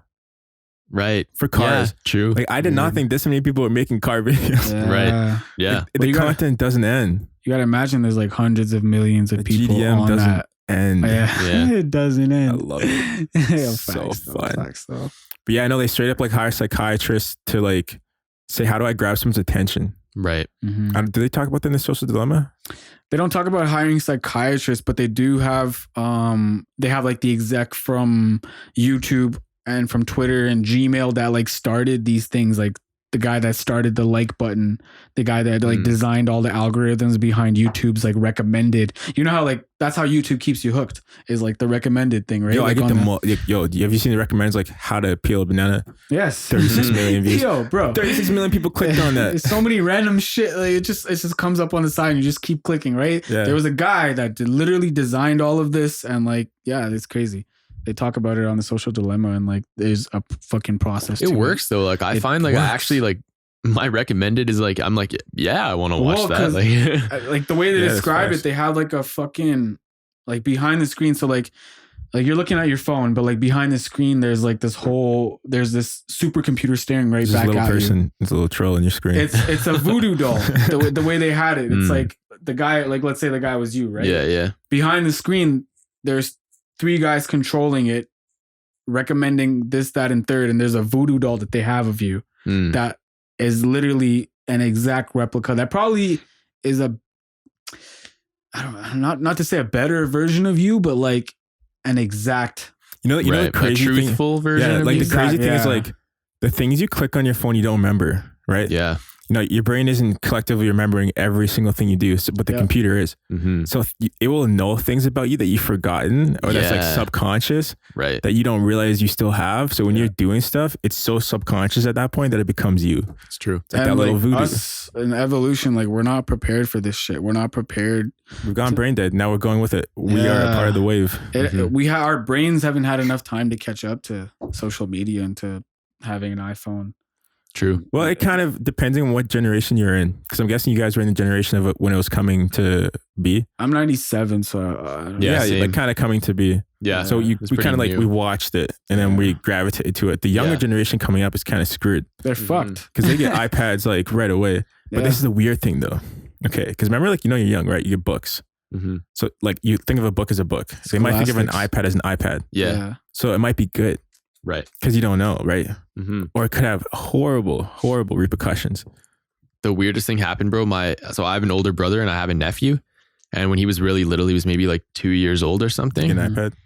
Well, he had been watching YouTube on his iPad, right? Yeah. On my brother's iPad. Yeah. And so he actually knew at like 2 or 3 years old, he knew how to like click on the YouTube app, click on a video, have it open up. And then he knew how to like, you know how it can go into the smaller window? Mm-hmm. He would drag it to the smaller window, keep looking for, like he'd be like, he'd be multitasking. And he'd move it to this one and he'd go and he'd keep going to the next one, click on it. And then drag up and then my brother was trying to read him a book. And he was trying to swipe on the page. He was touching the page of the book and was literally swiping. Yeah, he's 2, okay. I know. Like there's so much limited information you can give him. It's true, but it was like, it's like, whoa. Like he's not going to be acting like that. But that's crazy to think. Like we opened a book and we knew how to flip this guy's trying to swipe the book. Like it was the opposite, right? Like I remember looking at the iPad and trying to like, turn the page. Yeah, it's confusing, right? Like, and I remember like the old like books. I remember books. Remember the books app used to be so cool. Like, I love that app. Yeah, but the fact that he's got a book and he's trying to scroll on it, like that's crazy, right? Like to think about, like wow, that's sorry. No, I say that's overstimulation. I mean, like, have you ever noticed yourself watching TV but on your phone? Yeah, like your TV's playing, but like you're on your phone. You find yourself watching TV on your phone, doing work, talking to someone. Your brain around, needs think about this stuff. The TV is just not good enough anymore. Like you need more stimulation. I haven't watched the TV and then. So long. I watch TV all the time. But I was watching the election. That's the last TV I watched. Yeah. Right. Oh man, that was anxiety. That was like what, like 5 days? Yeah, it was 5 days of just counting votes. Yeah, it was long, man. It's because of COVID. Everything slowed everything down. Oh, so annoying, bro. I was like, yo, who's gonna win? I thought Trump was gonna win. We're Canadians, right? We live in Canada. Okay, so we get to watch the drama go down. And it's not actually, quite as serious. Yeah, it's not as bad. Some of these Canadians go hard though. I'm like, calm down, calm down. And those people didn't even vote in our election. You know what I mean? Yeah. I'm actually an American citizen. I almost mailed in a ballot. I didn't. Whoa. Yeah. You should have never heard of this information before. You haven't? No. Yeah. I almost mailed in a ballot, but I didn't. Wow, you should. I think you might have to live there. I don't know. He keeps missing out on stuff. What the fuck is wrong with my guy here? Yo, what's going on? I don't know. I'm scared of opportunity. This is going to prevent us from getting signed to a label. Yo, he's like, I'm scared, bro. I'm scared. I don't know. It's like the perfect contract. Yo, I don't know, bro. I've gotten like 12 of them. Yeah, literally. But that election, that shit was anxiety, bro. It was, yeah. My dad was like, no, put on. I'm like watching fucking Netflix. My dad's like, put on CNN. I'm like, fuck off. All right, time to watch this drama turn into place. Yeah. Crazy. Yeah, Trump got the most votes for a Republican leader. It's true. But I think Biden got the most for a Democrat as well. Oh, really? This was the most. It was both of them. It was the most people that had ever voted in an election like ever. What's that one? It was like 1930 or something. Yeah, something like that. Yeah. But I was like, when they said 1930, I was like, are you sure there's like that many people living? Right. Yeah. I was a little fishy. I think that's why, right? Is because like every 4 years, of course, there's going to be way more people in the country. So you're going to get more and more votes. But this was way, way more. Like, right. I don't know the exact numbers. Don't quote me on that. Yeah. I'm not trying to talk about politics. Well, and it's crazy because it was close, man. Like it was basically 50-50. It was like all the states. Yeah, it was like 74 to 70. That's scary because that means half of the people in that country aren't happy. There's only 4 million people that voted against Trump. How scary is that though? Half of the people in that country aren't happy with the result. Thankfully, our elections, we have multiple parties that have a chance of winning. So ours are usually like 50, 40, 20 or whatever. To be fair, right? the U.S. does have more than just those two parties, but people just only vote Kanye Democrat. West. Yeah, like Kanye West, shout out. Right, but every other party had 1% or less. Yeah, right. Yeah. Like we have parties that actually like get votes, can get up to 20% or whatever. Right, like have a chance. Yeah. And so like it's not as bad here, but that's crazy that it's basically like you and the US is full of drama. Like half of a state. It's a reality show. Yeah, that's like deadly. That's insane. Yeah. I keep saying that like the US is way too big. Like I understand that landmass, it's actually smaller than Canada, but I feel like it has so many states, so many different types of people, that it just like how can you put them all under the same leader? Like how are you supposed to make all those people happy from all those different cultures, all those different environments? Like it doesn't make sense to me that country is as big as it is. I don't know enough about economics. It's not like too big, like compared to other countries, but they're just like the biggest scene. Yeah, but I mean, like economically and like bodies, right? Like they have a lot of like bodies. 300 million. Yeah, it's a lot. Like a lot, obviously, like not compared to like India, but of course, but it's a lot. Like it's like 10 times what we have here, right? We have like 30 million. 30 million, yeah. Compared to our land like size, like we have a lot of land. We have like 30 billion people. Yeah, we also have less provinces in their context, less states, right? Which is like nuts. Like, yeah, no, the U.S. is crazy. It's a joke right now. I can't believe Trump got elected. First of all, like what? This guy didn't. Okay, like I get like the 4 years that he was in, like he did a lot for America. He did. Like you can't deny that he did a lot for you economically, right? But like before that, he didn't do shit. Like what was he? What was he known for? Like The Apprentice? Yeah. Like he's just known for being Donald Trump. Like, yeah, exactly. Like, really, you like elected hotels, this guy? Casinos, Apprentice. You elected this guy, what's really? that? What's that? Macaulay Culkin? Oh, Home Alone. Yeah, that scene in the hotel. Yeah, he was in that too. Yeah. What did he say again? He's like, hello. And the guy was like, hi. He's like, are you lost or something? Yeah, he asked him for directions or something. He's like, oh, over there. Yeah. Weren't they filming in the Trump Tower? Yeah, they were. Yeah. That's crazy. Just like yeah, you can use my tower. I gotta be in the movie. It's funny though. Before Trump got elected, like hip hop I remember hip hop was all about Trump. There's a lot of songs like embracing. Sway Lee. Oh, there was a lot of songs embracing Trump and like playing my Trump card. Like there's a lot of lyrics like that. But then like after they cut the word out. Yeah, it's nuts. Yeah. U.S. is insane. U.S. is crazy. Yeah. It's all I know is that like I know a lot of people want to move to L.A., but L.A. taxes are not for me. L.A. taxes, man, but then there's so much competition in L.A. as well. Yeah, like I don't like from a business standpoint, I feel like you would lose more going to LA. Starting off. Yeah. Like you would be like, it's not even like it's like a 50-50. It's like a 70 or 80-20. Yeah. Like it's already so much established for like new entries. I feel like as a creative, the best place to be right now is either Vancouver or Atlanta. I know Texas is slowly booming right now. Yeah. Like a lot of houses are being bought down there for like TikTokers. Yeah. And other creators. Didn't Joe Rogan move there and like a ton of like literally a ton of creators who were making millions dipped. Yeah. And those are big moves, like big creators, not tiny creators, like big ones. Yeah. Which is like insane. Do you know any names? I'm not like Joe Rogan. Honestly, can't remember anyone. I know Logan Paul was talking about on his podcast. Yeah, I think so. He was like, I might move to Texas. Yeah. I actually big YouTube like I think the Sway House might be a few TikTokers that are going down there. I want to move to Texas. I want to move to Houston, first of all. Like, the houses are so cheap. So fucking cheap. Like the houses in this community, bro, you can get one for like, I think it's like 300K, 400K. Yeah. Like USD, which is probably $1 million like, house. Yeah. Yeah, easy 300K. Yeah. With a pool in the back. Nice picket fence, all that shit. No 9 to 5. No 9 to 5. Man. It'd be so fun. Good. But actually, okay, for real, honestly, Justin Trudeau needs to be like hitting each province, True. Like I see how these presidential candidates be reacting, like Trump, every single state. Biden, I think every state. Don't quote me on that. And then like, where has Justin Trudeau been? True. Where's he been? Do you guys remember when he left Alberta out of that speech? Yeah. That was crazy. And Donald Trump tweeted out like "Happy Canada Day, Alberta." That was funny. That's like the one thing he's done that I actually fucked with. Shout out Donald Trump for that. Yeah. Facts. I remember that. That was so hilarious. We love Alberta. Yo, Alberta is the vibe. Alberta's lit. Yo, he even he mentioned like PEI and shit, and he didn't mention Alberta. Yo, Trudeau was getting chirped hard. Like so hard. Especially since we're the cash cow, I'm just saying. Yeah, we pay for a lot of shit for the country. We pay US? For a lot. No, for Canada. Alberta, yeah, like the oil pays for a lot. Of shit. Yo, if we were like independent like the States, that would hit a little different. Yeah. Did you guys hear that Montana was thinking of joining Alberta? No way. Like Montana, US? Yeah. Yeah. Really? Yeah. There's like serious talks about Alberta and Montana like combining. Really? Yeah. At one point, Alberta was like doing a petition to separate from Canada. What was it, like 2 years ago? Right. Yeah. Yeah. And I mean, Quebec's been doing it forever as well. Well, that's Quebec. But I think Alberta, it might have been the same one. It might have been that Alberta and Montana wanted to combine and just be their own little like country or something.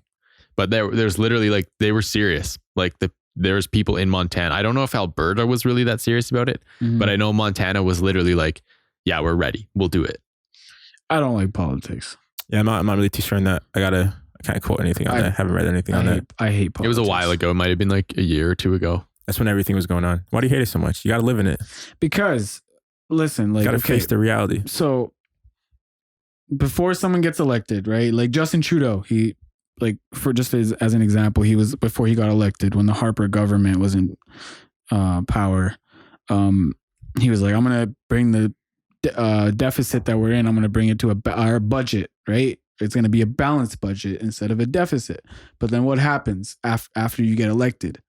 They don't do nothing changes. Yeah. All they really focus on is re-election or looking good in front of the cameras. So many people like Trump. Writing speeches, this, that. Exactly, right? Because he's so everything. Good in front of the camera. Well, he did not everything, but he did a lot. He did do a lot. He did a lot for the U.S. economy. Like, for example, like, I know this is bad for Canada, but like he put quotas on aluminum exports from Canada to US, right? Because I forgot what because aluminum, they use, like in the US, they use like the aluminum that they import from Canada to the US, they use that for making weapons. And that he said, if we were ever to go to war, blah, blah, blah. Canada, yeah. The Canada wasn't reliable enough to provide if they were to go to war. So he's like, we're going to put a quota on the imports of aluminum that we get from Canada into the US so our country can be stronger. I mean, like, respect. Kudos national to him. Yeah, kudos. I mean, he did a lot. He did do a lot for the US. No cap. Yeah. Like, yeah, that's crazy. Yeah. Is that something? Do you remember that?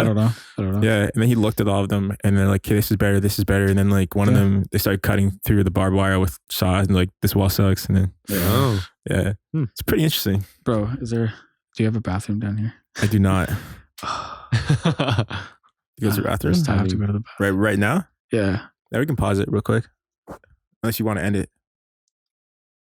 No, we can pause. We can keep going. I'm straight. I can hold I don't know it. if I trust you now. No, I don't know if I believe you on that. You sure? Yeah. I'm just not like, it's just a hint of it. It's a hint. Okay, if it gets too bad, bro, just let us know. Okay, right, facts. Squeeze it in. No, we're good for now though.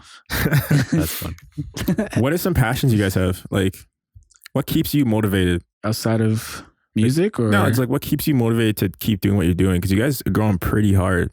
Yeah, we are going pretty hard. Honestly, I have a lot of reasons to be motivated. For one thing, I feel like a lot of people rely on me for stuff right now. Like a lot of artists in the city are like, I'm mixing and mastering their whole projects. Like a lot of the biggest artists in the city right now, to be honest. We're taking all your clients. And like I told you like before we came on this morning, right? Or earlier today, that like I've been working like 20 hours every day. I've been sleeping 3-4 hours a night. Did I schedule that with you like today, or did you tell me you're open today?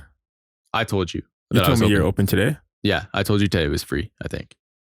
I swear I like picked this day, which is weird. Really? Yeah. No, I think I gave you a couple days. I said we could do this Sunday or this day or Thursday, and then you were like, okay, Thursday. Yeah. Okay. Yeah. For some reason, I thought I was like, it was like a collaborative effort, Yeah. 2 days. I love that. I love it. Yeah. Yeah. But yeah, so like literally, even like tomorrow, I'm working in the studio. I have a film shoot in the morning, and then I'm shooting a music video at night, and then Saturday, I'm working all day on a film set. Same thing Sunday, same thing Monday, same thing Tuesday. So like literally I'm working basically like 20 hours a day until next Wednesday. Shoot, you getting good sleep? Bro, I've been getting no sleep. I've been getting literally no sleep, like 2-3 hours a night. That's it.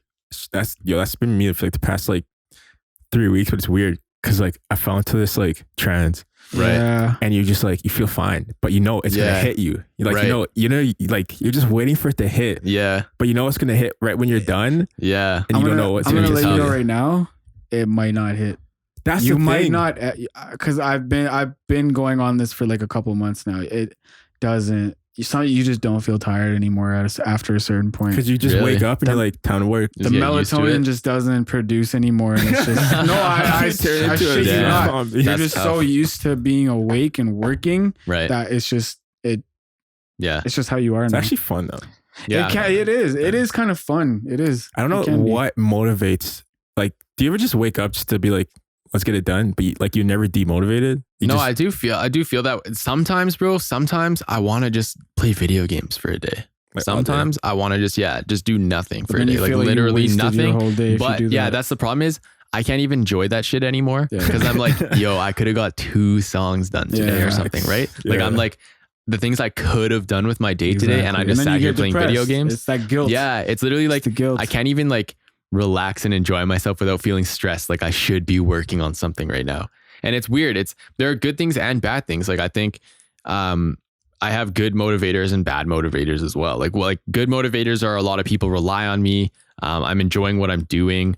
I really want us to be successful and well known and all that. There are other parts of me that are like, you know, I kind of want to prove wrong all the people that said, oh, you're never going to be able to do this. You're going to give up and end up working at McDonald's or whatever, right? Like I want to be like, nah, like we can do this. We can make it happen and we can do it here, right? Like, as you said, Calgary's not the artsiest. It's not the artsiest location. But like the things like once you blow up in Calgary, once you blow up, mad support. Well, that's the thing. There's mad support, and it is kind of like an open playing field right now. I see a lot of people kind of like, you know, fighting for the spot, but like it's open. We don't have like a Drake or something like that here. And there's a lot of light being shed on the city right now, I tell you. Yeah, we have a lot of creators that live here now. Like a lot of people come here to chill and to work. Like there's a lot of talent here.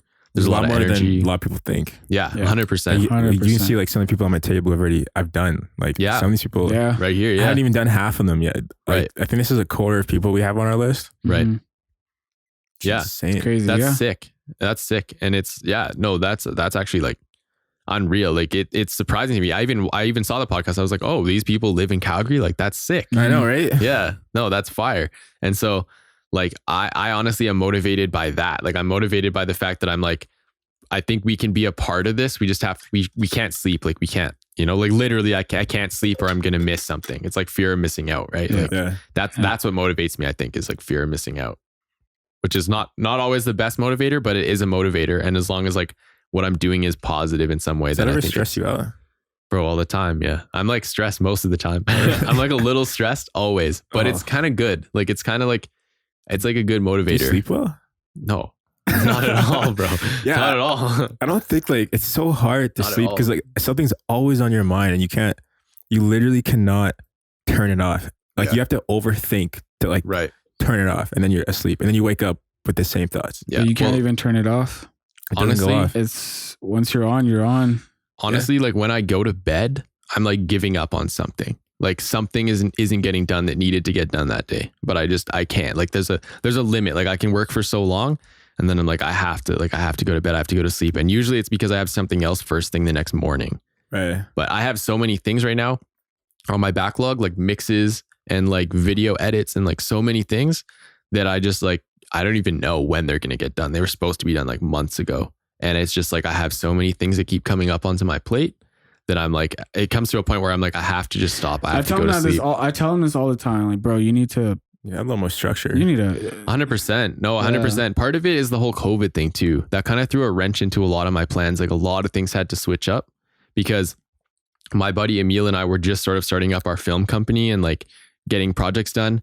And we lost everything. Like we lost everything when COVID hit. We had to switch everything to live streaming. We had to buy a whole bunch of live streaming gear. So we had to figure out the financing for all of that. Like everything switched up. And so I'm just still kind of recovering from that switch up and trying to figure out like, and we switched studios, like where I was working for music recording and stuff too. So it really was just like a huge switch up, and I'm still kind of like adapting to the new system. But I think this month, like I think going into December will be a bit more of a clean slate, and I'm definitely going to get into more of the scheduling. I set up like a website for people to book in now, so I'm not always getting calls and texts, because that's one of my biggest issues is I always have people hitting me up like 10 times a day. Can I book a session? Can I book a session? Can I book a session? Like, yeah. And I tell him he overbooks.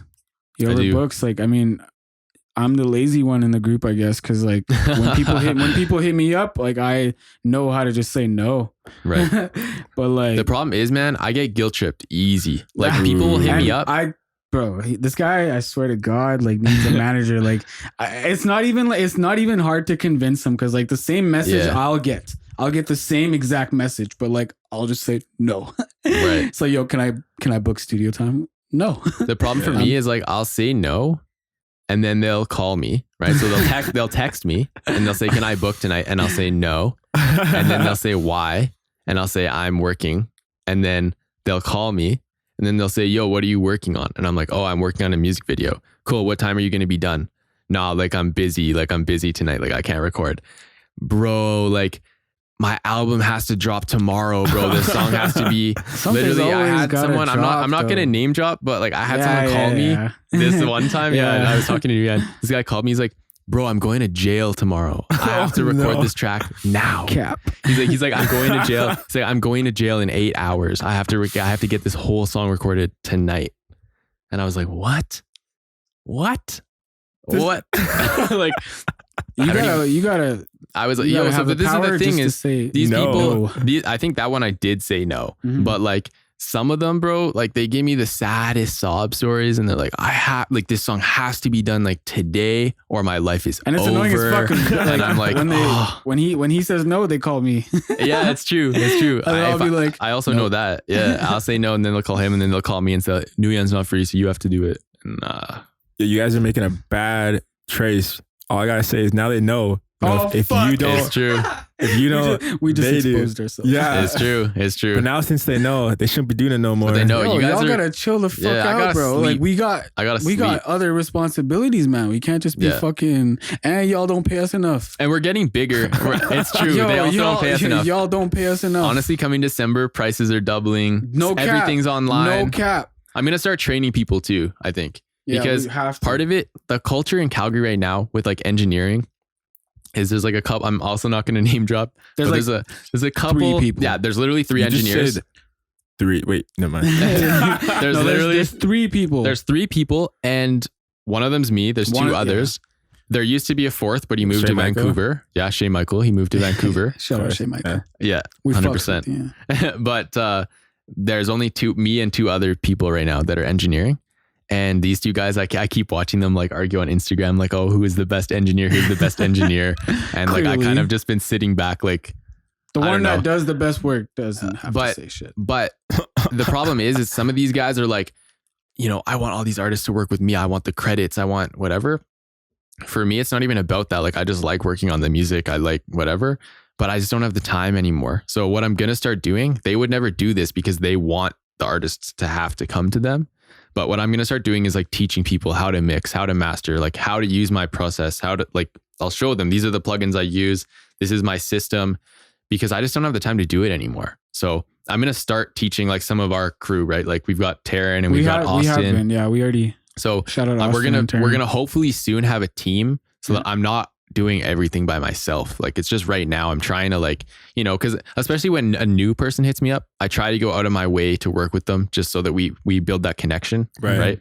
But for a lot of these returning customers, right, I've already made their preset. Basically when they come in to record, I load up the preset and I hit record and that's it.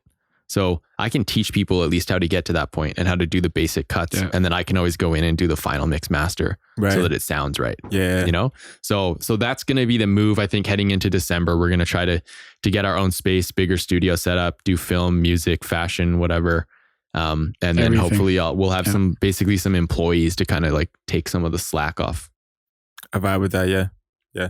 How much do you guys usually charge per? Do you do like hour? Like, do you have like hours booked, or do you just say like show up and whatever you use? No. So basically, like I book. Usually, I max out 3-hour sessions. I do have some clients that ask for like 6-hour sessions, but they have like special deals where they pay extra or they pay like way in advance. Mm-hmm. But we basically do hourly, and then we have like a flat rate for mixing and mastering. So it's like I charge, you know. Like right now, our startup price, because we moved studios, I used to charge more at the old studio, but for our new place, just to get people to come in, we're charging $30 an hour, and then for recording, hourly, and then 70 flat mix master. So if someone could come in and get their whole song done in an hour, it would cost them like $100 for a song, basically. Yeah. But granted, they have their own that's beat. Way cheaper than like what other people are charging. Like I think, like I can't speak to this 100%, but I think Shay Michael was charging maybe like flat rate 300 a track or something. Yeah. I mean, that's pretty standard for the city, like Diamond Needles and stuff. It's like we used to go to Diamond Needles, and it was before we knew anything. It was like $160 for 3 hours or something. No, we paid like $300 for that song, and it wasn't. Yeah, well, because it was It was like $60 an hour, and then it was like right. So we paid for the recording plus the mix and mastering on top, and it wasn't even done right. So we just did it ourselves after. So we're probably gonna move up to like $50 an hour, or maybe $40 an hour, and then like maybe like 100 for mixing and mastering or something. What's the average industry rate for Calgary for like honestly, studio time? When I used to go to like record at like basement studios and stuff, I was paying like $40 an hour, and that's about it. Like they would just do the mix. That's a basement. And studio. I do that sometimes as well. Like with certain artists, I'll do the mix for free just because I already have their preset and it's really easy to do. Mm-hmm. The only time I really charge people for the mix and master is if it's a really complicated song, if I have to do the stems for the beat, or if I'm making them a new preset, like if we're starting from scratch and I'm making them kind of like a new sound, like they're still developing their sound or whatever. Mm-hmm. That's when it takes a lot of work to do the mix anyway. And so I would say the base rate is maybe like $150 for a song in the city. An hour? No, just for a song. Like for someone to get a finished song, I would say average is like $150. Okay. I always thought it was like $120 an hour. Like I always thought that was like that's a lot. It is like that. Yeah, that is a lot. It's like that in. Is that like Toronto vibes? If you're trying to go to like Studio Bell to record, it's like $1,000. It's like $1,000 a day for the studio space, just the space alone. Like the entire day from like 9 to 5. I think so. And that's like our biggest studio. Yeah, we do have some other studios. There's like the Beach. There's OCL. I'm going there later this month, which is like $100 a day or something. Yeah. They just do like flat day charges? Yeah. So they have like 3 different studios, like 3 different rooms for working. That's actually not bad. $100. It's a really good price. Yeah, it's super good. Solid. And that's so yeah. And I don't know that for sure. That's like a rough estimate that I was given, but it's something like that. Right. And so I would say because the reality is, man, is like in the city, we don't really have that many professional engineers. Like Shay Michael was probably the most professional engineer that we had, and he's in Vancouver now. So like $120 an hour is what we should be getting, to be honest. That's what I thought. Because when I was talking to Shay, I was like talking to him about when I was setting this whole thing up, and I was like, yo, I'll just pay you just to come just do something. Yeah. He's like, I'm in Vancouver. I was like, damn. Right. No, literally it is, that's the correct price to be charging. Because I think he was like $300 or $400 when I was talking to him. And I was like, yeah, that's fine. That seemed okay to me. Yeah, no, that's the correct that's price. The standard. The only thing that's difficult, there's 2 things that make it difficult. One, all our artists are broke. Right? In Vancouver and Toronto, right? Some of these guys got money, they got Louis bags, they got all this shit. These guys, our artists here, nah, they're driving around there. And they don't want to pay. Like you tell them the price that you want, and it's just bargains on top of bargains. Are they young though? Most of our artists are young. Most of our artists are young, and that's the other issue is they just got out of school. They don't have jobs. Most of them don't have cars. Most of them get dropped off at the studio. Yeah. And so they're like, bro, like my allowance was $20 this week. What can I get in the studio? And I'm like, holy, like literally, I get this. Yo, don't chirp all these little kids. They're just I know. Sorry, guys. But literally. So it's a struggle, man. And you want to help them. Like I want to support them, right? Because I want the creative industry to grow here. And I don't want people to, give up on making music because they can't afford studio time. Gotta fuel that passion as soon as you can. Because you know, it's one day. Right, they're gonna be like, "Yo, this dude was there for me." Exactly. So it does depend on commitment and passion and energy. Like I'm more lenient on people that I think have talent or that I think are really like serious about what they're doing, and that I like, where I feel like, okay, I could get some promotion out of doing this, or there's some sort of creative benefit to this project. Then I'm usually a little bit more lenient. But realistically, we should be charging a couple $100. But if we were like, we probably wouldn't be, it wouldn't be sustainable. Like there wouldn't be enough artists that can afford to do that in the city. Because I was thinking that to myself. I'm like, because I haven't ever looked at studios, but I'm like, I think like $120 an hour seems reasonable. It is. Yeah. And we undercharge. We undercharge like heavily. It's almost like we're giving it out for free. It's because you're not really making too heavy profit. No, like to be honest with you, with the space that we have rented out for the studio, we like basically make the rent back. We're making like minimum wage, not even. It's ridiculous. But that's just temporary. Like that's just because we opened a new studio and then COVID hit, and like you know, everything's been kind of holding us down, and people don't have the money that they did have because of COVID and whatever. Right. So right now it's a kind of a weird situation. It's why a lot of people have like moved to Vancouver or whatever. Cause you know, I'm sure Shay probably only had a handful of artists he was recording here. It wasn't worth it. Yeah. Like his potential was like insane. And I was thinking to myself, like, almost like, why are you in Calgary? Yeah, no, 100%. And so I'm not surprised at all that he moved. Not right? either. And obviously Tiny Wings moved as well. Like I'm sure they moved together, right? So are they? Yeah, they're dating, I think. Yeah, okay. I'm pretty sure. I don't want to say that. Yeah, I'm pretty sure because they both moved to Vancouver at the same time and they've been dating. So I was told that, you know, Jacob Music. Yeah. Yeah, that's what you told me. Right. Yeah. So I think that was probably part of it as well. It's probably a good move for her as an artist too. Oh, solid move for her. Yeah, 100%. Yeah. Like, yeah. No, so I think what I really want to do is kind of like lay the groundwork, build some relationships with artists, hopefully get them to a point where they can start making enough money to pay me properly, realistically. You know what I mean? Like, let's get them enough exposure, enough music that they're actually pulling something in. And then we can start talking like real prices. So I'm thinking at least for sure next year, like by January, 100%, it's going to be a little bit more legit. And I think that kind of space that was vacated by Shay maybe will be filled a little bit more. And hopefully people will start, you know, going back to work and making enough money to kind of everything can kind of go back to normal and a little bit more reasonable with the prices, reasonable with the bookings. Definitely. So fingers crossed. Yeah, Calgary needs to be supporting more, in my opinion. 100%. Because if we supported more artists, we wouldn't be like this conversation. More likely wouldn't be happening. It's true. Because they'd be making money, they'd be making moves, and they'd be staying in Calgary. Yeah. And that's the thing. Like a lot of people that we record, like the reason that we charge like dirt cheap is because there's potential in them, right? Mm-hmm. Yeah. Like you hear what they can be and like what they will be. You know what I mean? So if you. It's all about putting on for the city. Like I said, we really like care. Yeah, about like I'd rather they stay here and record with me than go to Toronto and record with whoever. Like if they can get the same benefit, there's no point. The other thing is, bro, the other problem though, the biggest problem right now is undercutting. Like there are people that they go to SAIT and they take the logic engineering course or whatever, and then they start charging people like $10 an hour or whatever, right? And so that's then for fever, so then they come to me, right? And they're like, well, why would I record with you this much? He's charging me $10 an hour. And I'm like, okay, he's probably shit. And he's like, well, he went to SAIT. He's a licensed engineer or whatever, right? And $10 for an engineer? It sounds like I'm talking about a specific person right now. That's I know exactly who you're talking about. I'm not going to say. I'm not actually like going off on that person, but I'm just giving an example of like situations that I've seen, right? Where they're like, oh, so-and-so only charges me this much. So why would I pay you this much? Right. Like I'll just go to them. That's what they say. Goodbye. And I've started doing that. I've literally said that. I was like, okay, go ahead, like go book. And they're like, oh, well, they're how booked your up. song sounds. No, and then they say like, they're like, oh, well, he's booked up. And I'm like, okay. So not my problem. Yeah, here's my price. Like it's already a gift. Yeah. It's already a gift. Like shit you not. Like, I mean, you hear the quality, right? In our music, like that's what you're getting. Yeah. Honestly, to be even, if someone was like, I'll pay you $10 for that, I'd be like, that's going to be bootleg.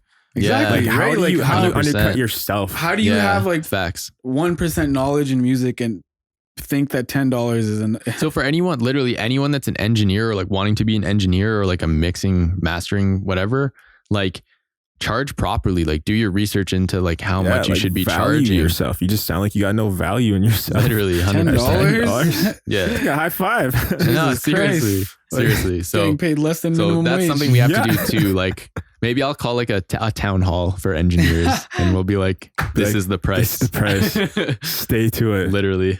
That's insane. $10. I mean, I just pulled that out of my ass. Like it's not like that's actually what happened. But I've seen things like that. Like I'm exaggerating a little bit. We've recorded with these people before we knew what we were doing, right? Yeah. Right. Like like realistically, $100 for a song, a completed song, is like really good, super cheap price.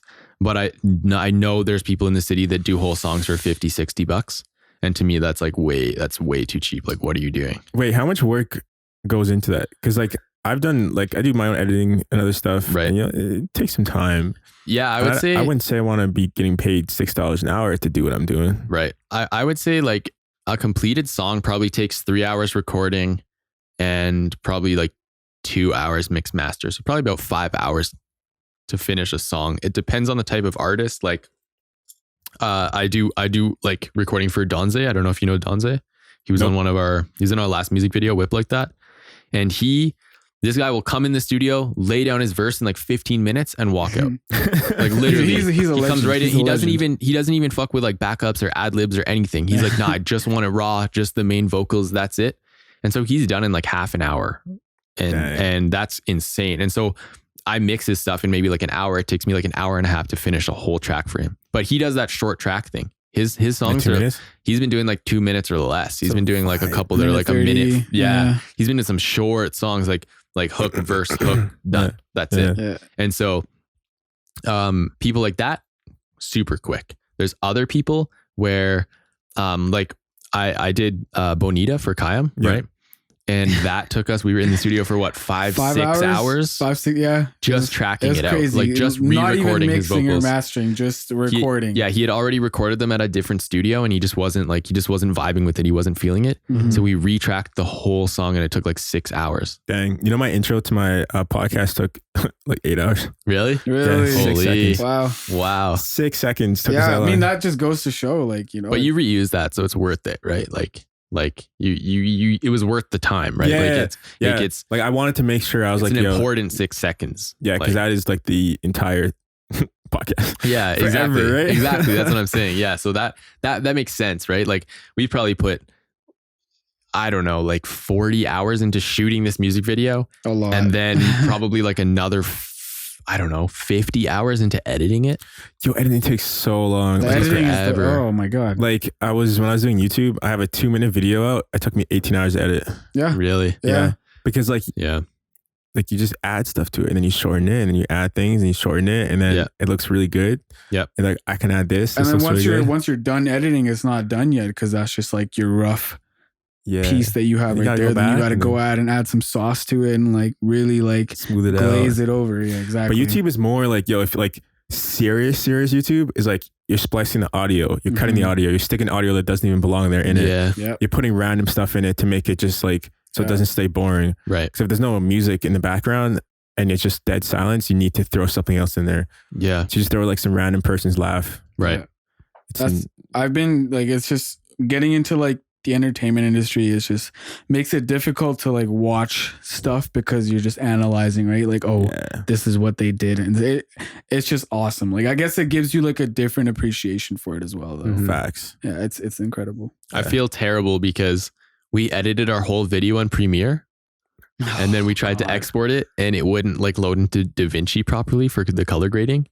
So we literally made our editor redo the whole thing in DaVinci, like frame by frame. We had to redo the whole project. Wait, did he export it as like a media file and then frame by frame, or did he actually? No, he actually like redid it. Like when you say frame by frame, are you talking about like 60,000 frames or probably more than that? Yeah. So I mean, it's 24 frames a second. So like, but what he like basically what I'm saying is he remade the whole edit precisely. Yo, poor guy. Within these like to the exact frame he had at the beginning because it was exported wrong. Because it was exported wrong. Dude, crazy. Poor guy, yeah, it's tough. It's tough. But he still did it in like 2 days. Really? Like, it was crazy. Yeah, it was unreal. Like shout out to him. And it's like an 8-minute music video. Yeah, is it the one that you guys that's already released? It's already released. Yeah, it's out right now. Yeah. Poseidon, go check it out. Sandstone City. Facts. That's dang insane. Yeah, bro. I just lost my train of thought. It's all good. Crazy. I had something I was gonna say. Editing. Oh yeah, Premiere kind of fell off. Did you hear People about that? Don't really use Premiere that much anymore. When I was at SAIT, it was like all the time. When I was at SAIT, they made us use Avid, which is like a dinosaur, bro. Like the worst. Avid? What is that? It's like this Windows old ass. Media? Yeah, it's a super old ass editing software, bro. It's like it's literally the worst. Like actually the worst. And we finally transitioned into Premiere. Well, actually, we started with Premiere, and then they made us do Avid, and we were like, "This is terrible. We're gonna do it on Premiere anyways." Why would they even like have that as an option? I don't know, man. It's like it used to be the industry standard. Teachers, yeah, seriously. But now I think almost everyone is trying to work on DaVinci. Like I always thought it was either Final Cut Pro Final Cut is good. Final Cut is good. When I went to SAIT, they told us that they used to use Final Cut, but it's so good. But that in Final Cut 10, they like fucked something up that they didn't like anymore, so they switched over to Premiere with the curriculum. But they used to use Final Cut like back in the day, like Final Cut 9. But then 10, they didn't like it anymore, so they switched to Premiere. So I actually have Final Cut on my computer. I got it for free with Logic. It was sick. But I've never used it. I tried using it once. I couldn't figure it out. It's so simple. I can't use it because I have Windows, but like, right. It's when I was using it like 4 years ago, I think. That's probably like Final Cut 9 or 8. Yeah, right. But yeah. Because DaVinci is sick. Like, especially if you're shooting with Blackmagic cameras, which we are, right? Like that's a Blackmagic camera, the Pocket 6K that we brought today. Right. And then I have I have 2 Ursa Minis, and like Blackmagic makes DaVinci. So the importing of the footage, the color grading of the footage, everything's like seamless. Like it's all designed to work together. So it's sick. Like it's sick. And it's what they use for like big movies. Like it's like cinema, like industry grade. Is it simpler than Adobe or it's similar. So when you actually start up DaVinci for the first time, it will say, what programs have you used in the past? And you check off a list, and it will customize itself so that it looks like the program that you're used to using. Yeah. So if you say that if you say I edit on Premiere, it will like reconfigure itself to look exactly like Premiere, so you know where everything is. Oh, that's crazy. It's sick. It's sick. And so there's a Final Cut option. There's an Avid option, probably even like it's an iMovie option. That'd be a little weird. But yeah, so like it's so sick. It's Windows unreal. Video Movie Maker. Yeah, literally. Shout out the prehistoric. I hope. Man. No, I swear if they have that added. Oh my god, that's cap. Windows Movie Editor. Bro. Yeah, those coders got bored. No, that's like MSN days, bro. Yeah, literally. Ask FM. You guys ever do that? Yeah. Oh, way back in the day, bro. Yo, so way far. Back in the day. Like Ask FM. That used to be like, oh man, I remember like junior high. It was like, it was like junior high days.